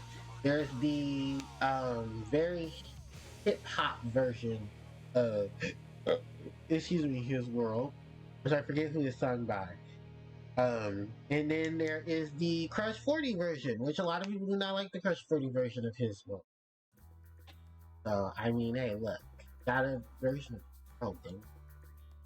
And then there's Dreams of an Absolution, which there are 5 versions of. The first version, of course, is sung by Lee Brothers. Um, and then there is the second version sung by Lee Brothers, which is the Starry Night version. Then there is the Blaze version of Dreams of an Absolution. Then there's a remix of Dreams of an Absolution, because Dreams of Absolution was split into 2 versions to be one version for Silver, one version for Blaze. Then there was one on the special track that was the Starry Night version. Dreams of an Absolution. Then there is if we don't count the instrumental, there's another version of Dreams of an Absolution, which I believe was featured for, I forget what game it was. I want to say it's Generations. It might be Generations. And then there's the remake of Dreams of an Absolution, done by, I forget his name, but he originally went under the term Lee Brothers, and he was the one that when Sonic R-Man, Richard Jacques was going off the handle. He was one of the people that bring it to the light that no, Richard Jacques is just an actor. For those who don't know who Richard Jacques is, because I get to talk about Sonic drama. Richard Jacques is a composer that has worked with the Sonic team for decades. You may have known this man if you played Sonic R, because he's the main composer for that. TJ Davis is the vocals for the Sonic R soundtrack. Because every vocal theme in that game, her voice is that is her voice. That is TJ Davis. And TJ Davis gets a nice fat residual check from Sonic Team when not only they use her voice, but they also do, reuse any of the songs from Sonic R. So Can You Feel the Sunshine, Living in the City, all of that was added to her nice fat check that she gets on every month. Probably not a big check, because as of late we've seen these checks that people have been getting, and they ain't that big. So I hope she's getting something. And if not, I hope she's doing well wherever she is. She's on Twitter. She tweets. Because when the whole controversy with Can You Feel the Sunshine remix happened, she was on the side of T-Lopes. So, which we're going back to that. Richard Jacques got mad at T-Lopes because T-Lopes did a remix that was officially done for Nintendo, by Nintendo, and sanctioned by Nintendo, of Can You Feel the Sunshine. It was him, Jun Sano, and his sister Marina. And, which is a very nice soundtrack. This is a nice album. Because I think it's on the 30th anniversary album. If you haven't heard it, it's the Rockin' Vibes. I think that's the name of the soundtrack. 30 years of Sonic music. And the remix of Can You Feel the Sunshine in Station Square on there.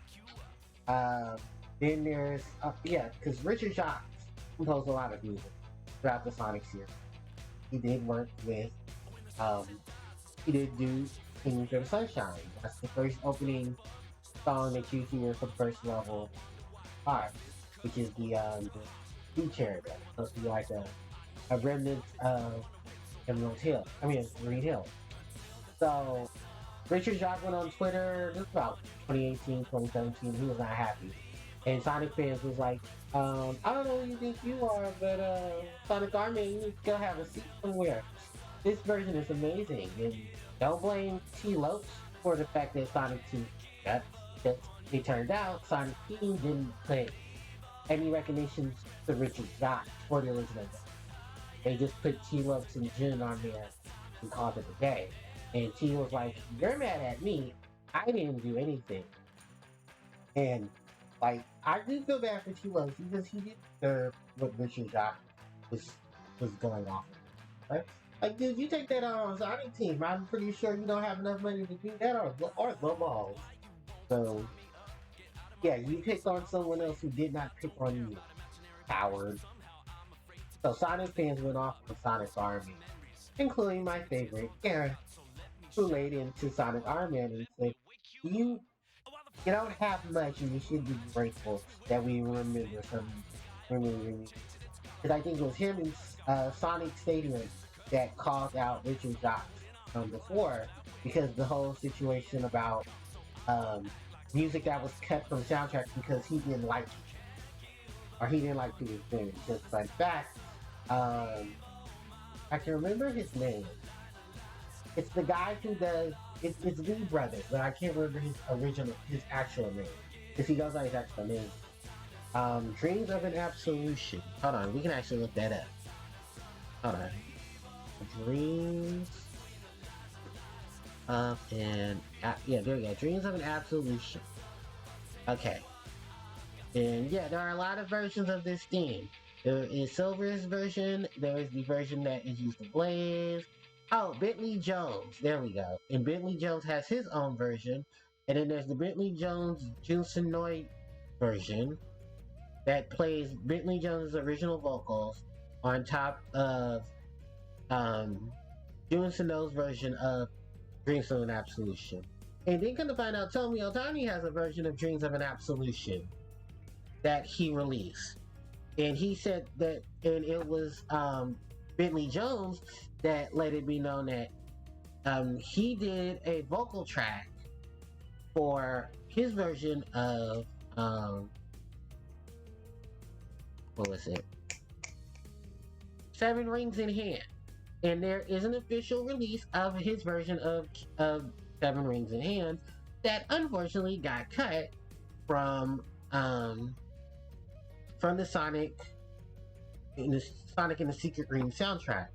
So to be a to do what queens do, Bentley Jones decided to get petty on that petty level and re-release Dreams of an Absolution, and did a whole full music video and everything for it to help celebrate, I believe it was the 10-year anniversary of Sonic 06. That must have been 2018. Because this is saying that the video was released 4 years ago. 2019. So sometime around 2019. Which, okay. Oh, no. It's an anniversary album for Bentley Jones' career. Okay, so Bentley Jones has been recording music for the last 10 plus years. But his breakthrough was thanks to Sonic and his Dreams of an Absolution, which apparently that's his song. So, yeah. I mean, hey, if you got the rights to your song, you do what you do to your song. Just as long as you don't Ken Penders us, then I think we'll all be fine. No, I'm not digging through that rabbit hole, chat. Fuck it, we're gonna dig through that rabbit. Okay, so I'm looking at it here. Yeah, the Lee's Brothers in Jun Sonoy remix, that's Blaze's version of Dreams of an Absolution. And then regular Dreams of an Absolution is Silver's theme. Actually, do they even play the same? Hold on, wait, we're gonna see that. You hear this. Hold on. I should have both Dreams of an Absolution. View, playlist, search for Dreams. Okay, I have one Dreams of an Absolution.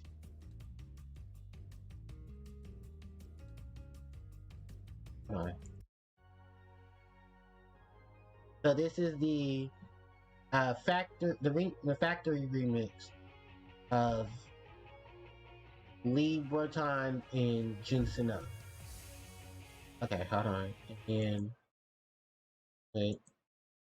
And I believe this is Silver's version of last week. That's right.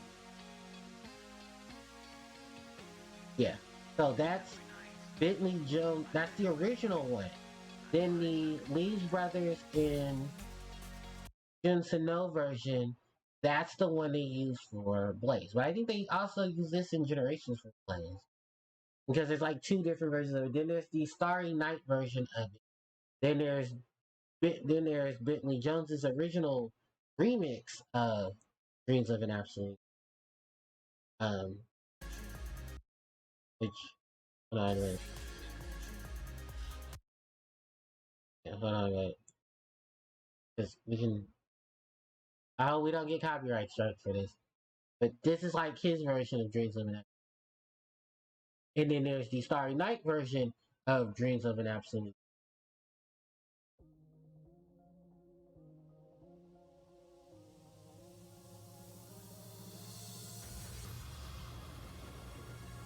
yeah, so this is his official remix of it, and it says here, um, done by Remix Factory. Yeah, he has a special thanks to a whole bunch of people. This apparently is the Dreams of an Absolution 2019.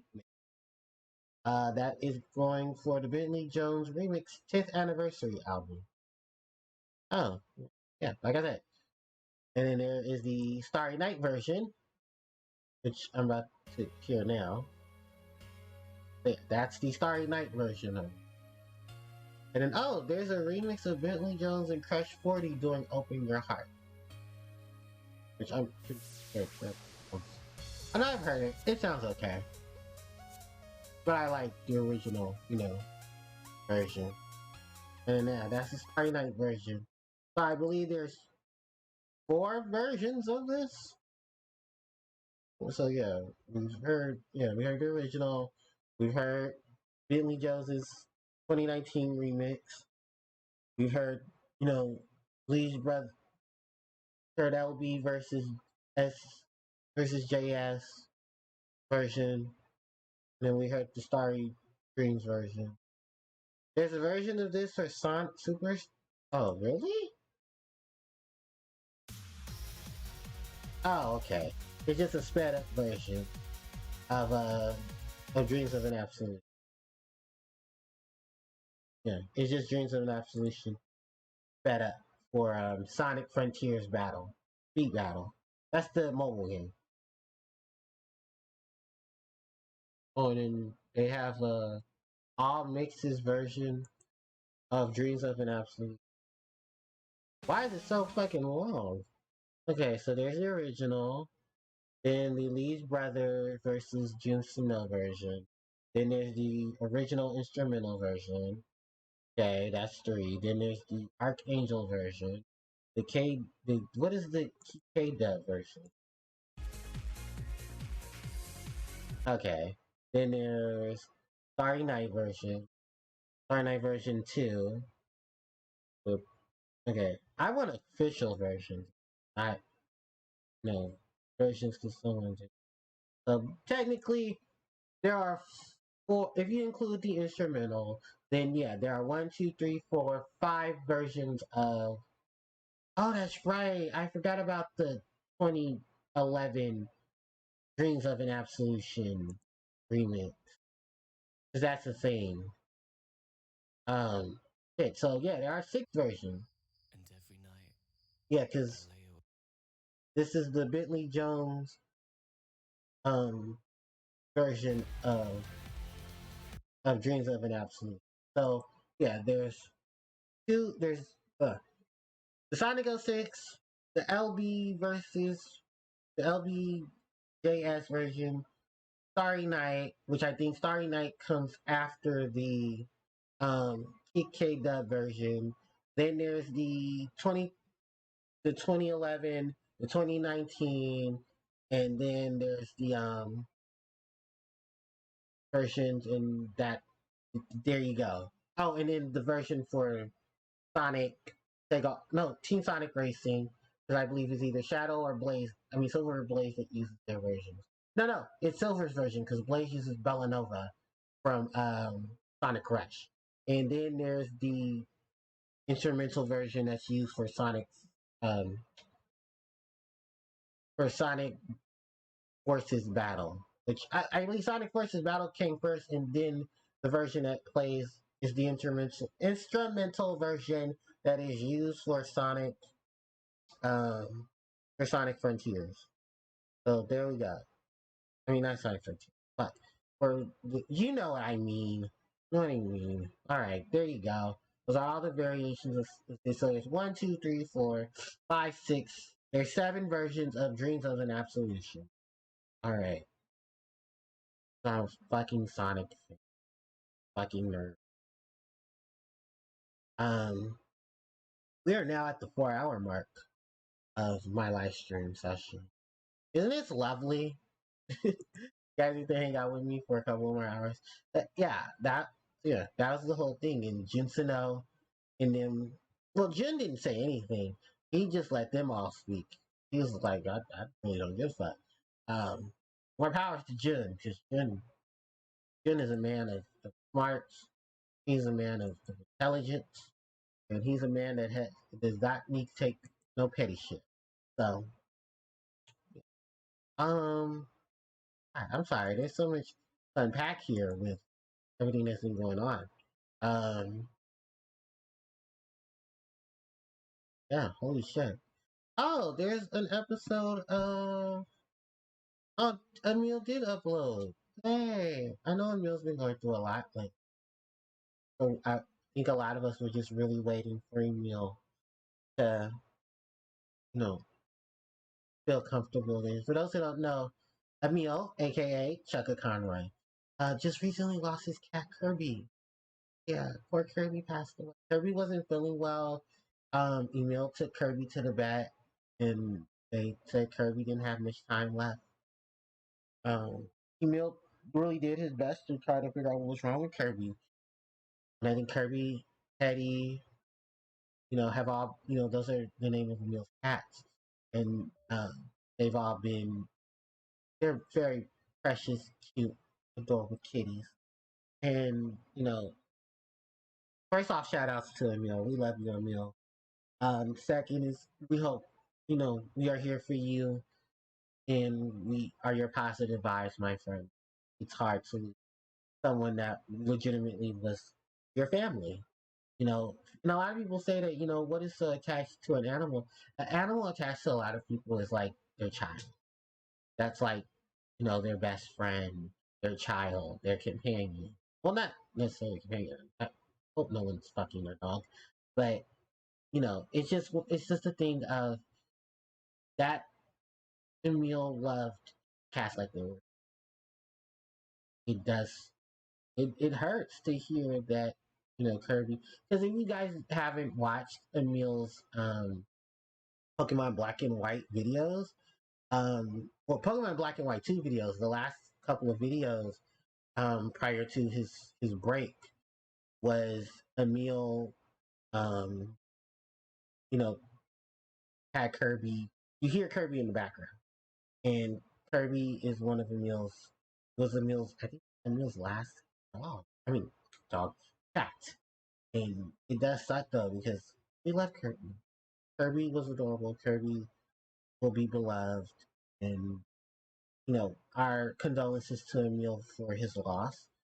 And a lot of people, were like, if you need time, take it. We'll be here. Um, and then what was even worse was a couple of days ago, Emil announced that he had strep throat. So on top of stressing from losing Kirby, he also ended up catching strep throat. And it's like, that sucks. Like, and mind you, I think the last major thing we had from Emil was Xenoblade. And I think, yeah, Xenoblade. Because Xenoblade is long. I think, if anything, Emil probably gave you one of the most depth into um, synopsis of playing Xenoblade. Because there was a lot of stuff in the Xenoblade that a lot of people were missing out on. They didn't know, and the guides weren't really, 100%. So to have Emil, take the time he did to do Xenoblade, I think it was Xenoblade 1, and Xenoblade 1 is already, Square has a lot of games that are just long. And definitely Xenoblade is one of them. Xenoblade 2 was just as long. Lord knows I don't want to know how much time took to Xenoblade 3, and please do not ask me because, ladies and gentlemen, I am not about to invest in the Xenoblade series. Xenoblade is very long and jarring. I heard it has a lot of good moments. It has some great music, but I'm sorry, I can't deal with another RPG that's going to take hours and hours. Because I think between Pokemon and Final Fantasy, and God forbid if a Digimon game comes out that's really good, then yeah, I'll definitely invest in those. But if the series itself has, it takes, no, I can't do the 100 plus hour games. I'm not as young as I used to be. That's why I said shout outs to Emil because Emil is really helping a lot of people who, invest in us. And, oh, Jesus, Emil even plays FF14. So just imagine on top of the stuff that you do already, you're then going around to play FF14. That is a lot of work. It's definitely but yeah, shout outs to him, we love you and we do wish you I think probably after this I'm gonna fix me so my voice doesn't give out on me, ready to whip my ass in. I have to go to work in the morning. Yeah.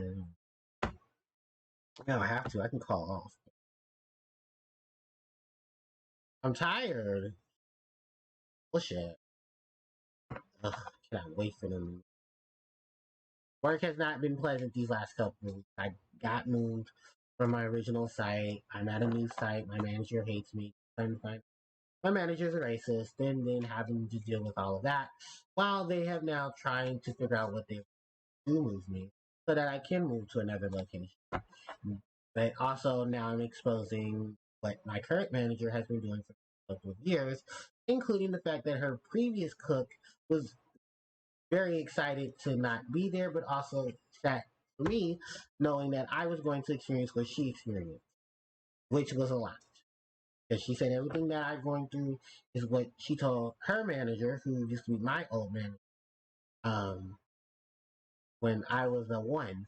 And not going into too much details about my job, but yeah, her old manager told my good friend, mentor, and another one of my close mentors and managers that, yeah, um, what you're going through is what he was put through.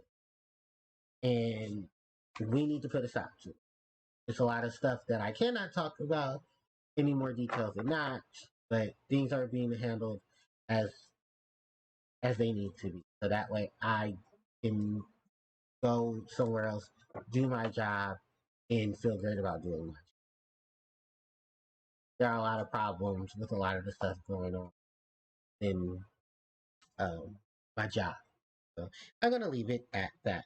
Then, so yeah, hopefully tomorrow will be a lot better, and I'm not sitting here angry and screaming my lungs out. I haven't screamed.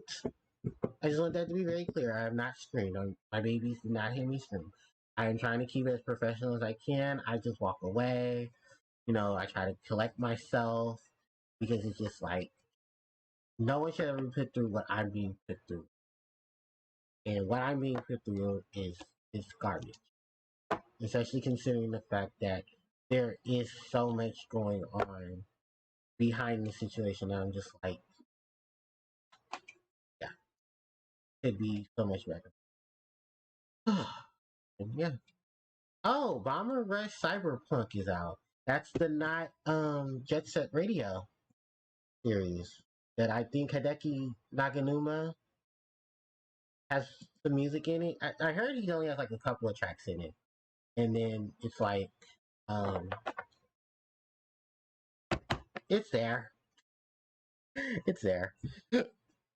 Oh, excuse me. Oh, no, I need to go to integrate.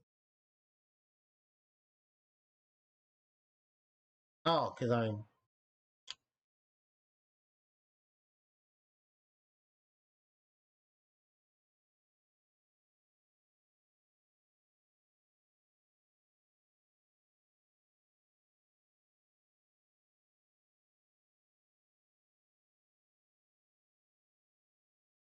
I don't think I have anybody I know that has.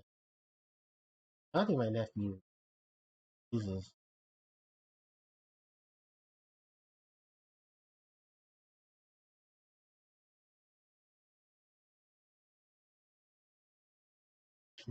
Yeah, I'm about to get off of the. I could get off the voice call, but I can't.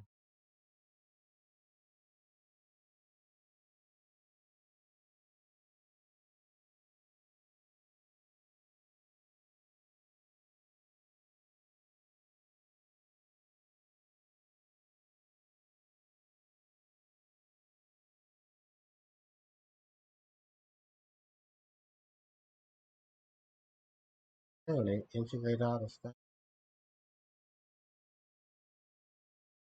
I don't want to add my TikTok, and I don't want to add my Reddit. Riot Games is up. So eBay, no Crunchyroll, no payment. Epic. I have Spotify. I don't use it.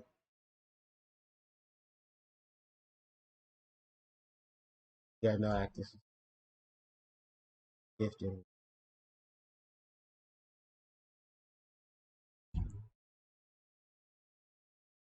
What's the one that? Not sure. What's the one you can check this? Like you're in this Discord,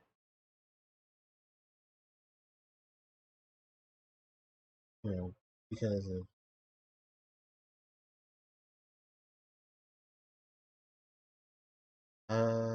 okay, part-time job.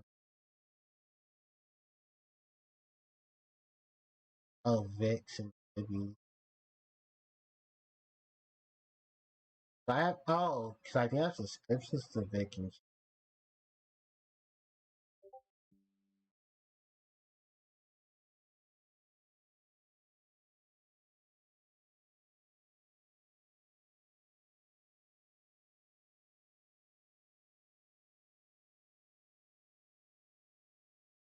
Colonel Ross. Uh,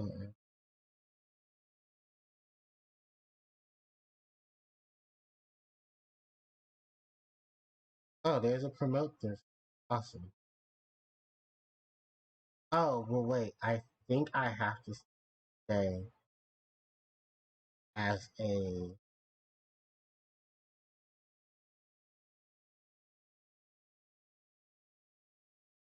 um.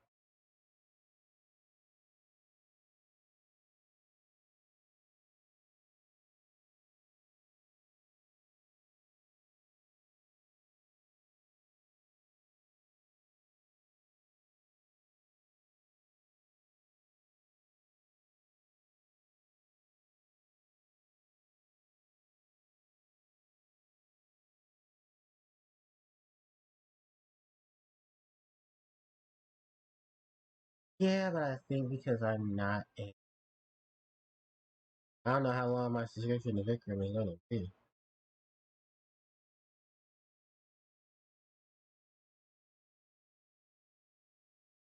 Should be.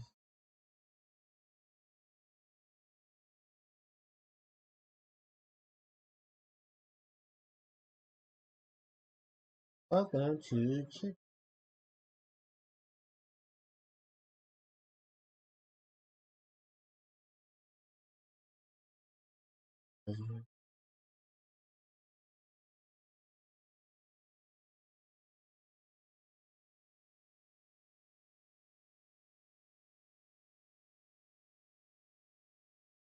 Oh, Chippy does not have a sub.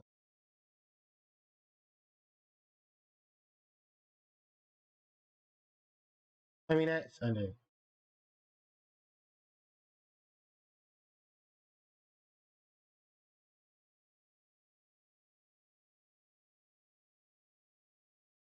I mean, yeah, that's it.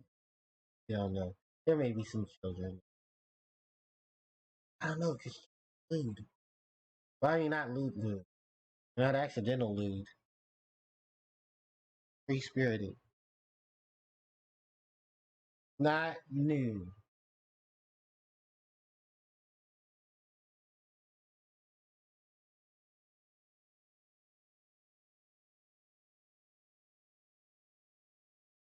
I don't know. I might leave. Yeah, I'm gonna leave Chip. Sorry, Chips.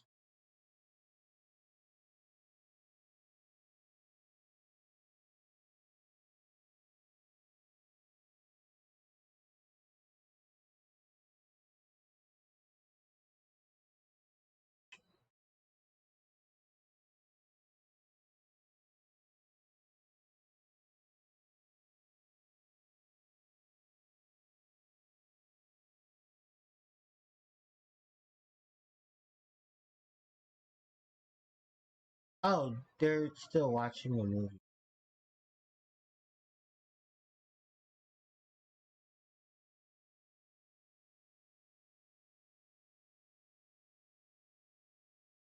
Oh, I turned the music off. Oh, Oops.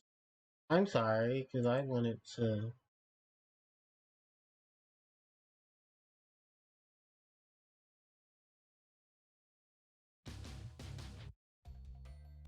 What time is? We can end at 6:30. That's okay with everybody.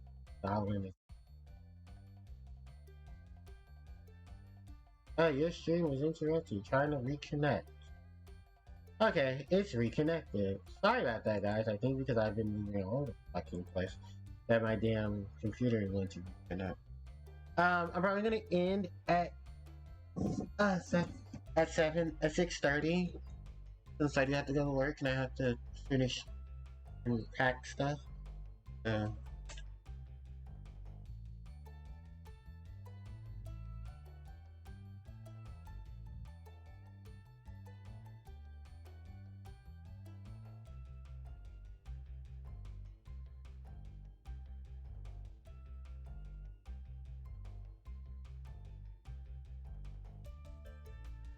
if anyone here has questions, feel free to ask. I don't mind. We have 15 minutes left while in the stream. You guys have any questions or anyone wants to give me a birthday shout out, you're more than welcome. I kind of wish more of my friends were available because I would have had them join the place chat. Fortunately, most aren't here, so.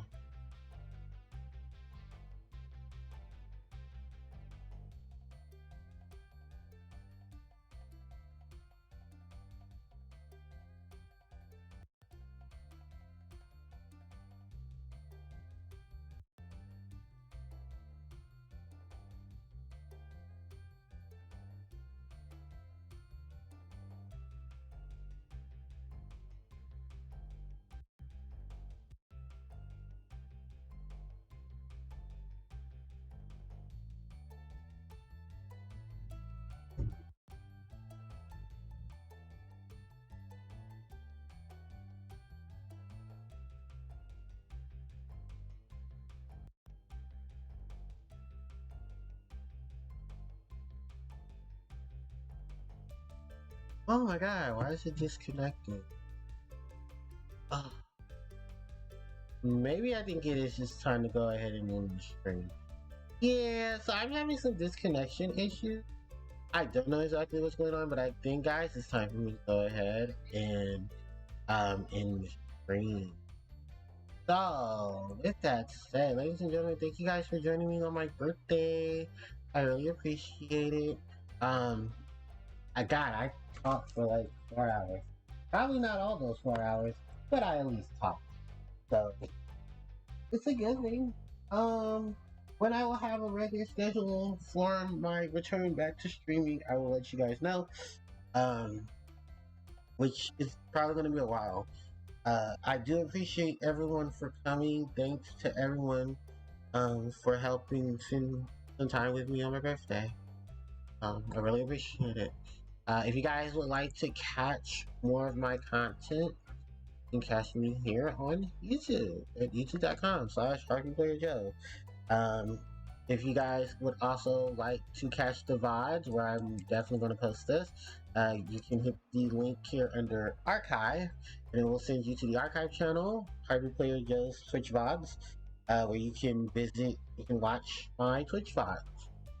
You can also find me on social media. Here's Twitter. No, I don't call it X. I call it Twitter. Because, the piece of shit is just fucking it up, so. Also, I have an Instagram. I have, and of course the Discord if you want to join into the Discord. And for all those who are Harpie players, if you guys would like to join the Harpie, join other Harpie players who play the Harpie deck and want to get information and advice on how to play Harpies, definitely click that link there. I think most of these are already in the links below. I am questioning if I want to add anything else like my Reddit. Oh, I do have a Facebook page, but I haven't added that yet. To my Nightbot. So, yeah, oopsies. But yeah, if you do click links and stuff, you'll definitely find them. Um, like I said, just there's also a link tree. There isn't anything. I think it'd be better if I just put everything into a link tree, and then you guys can just find all the links.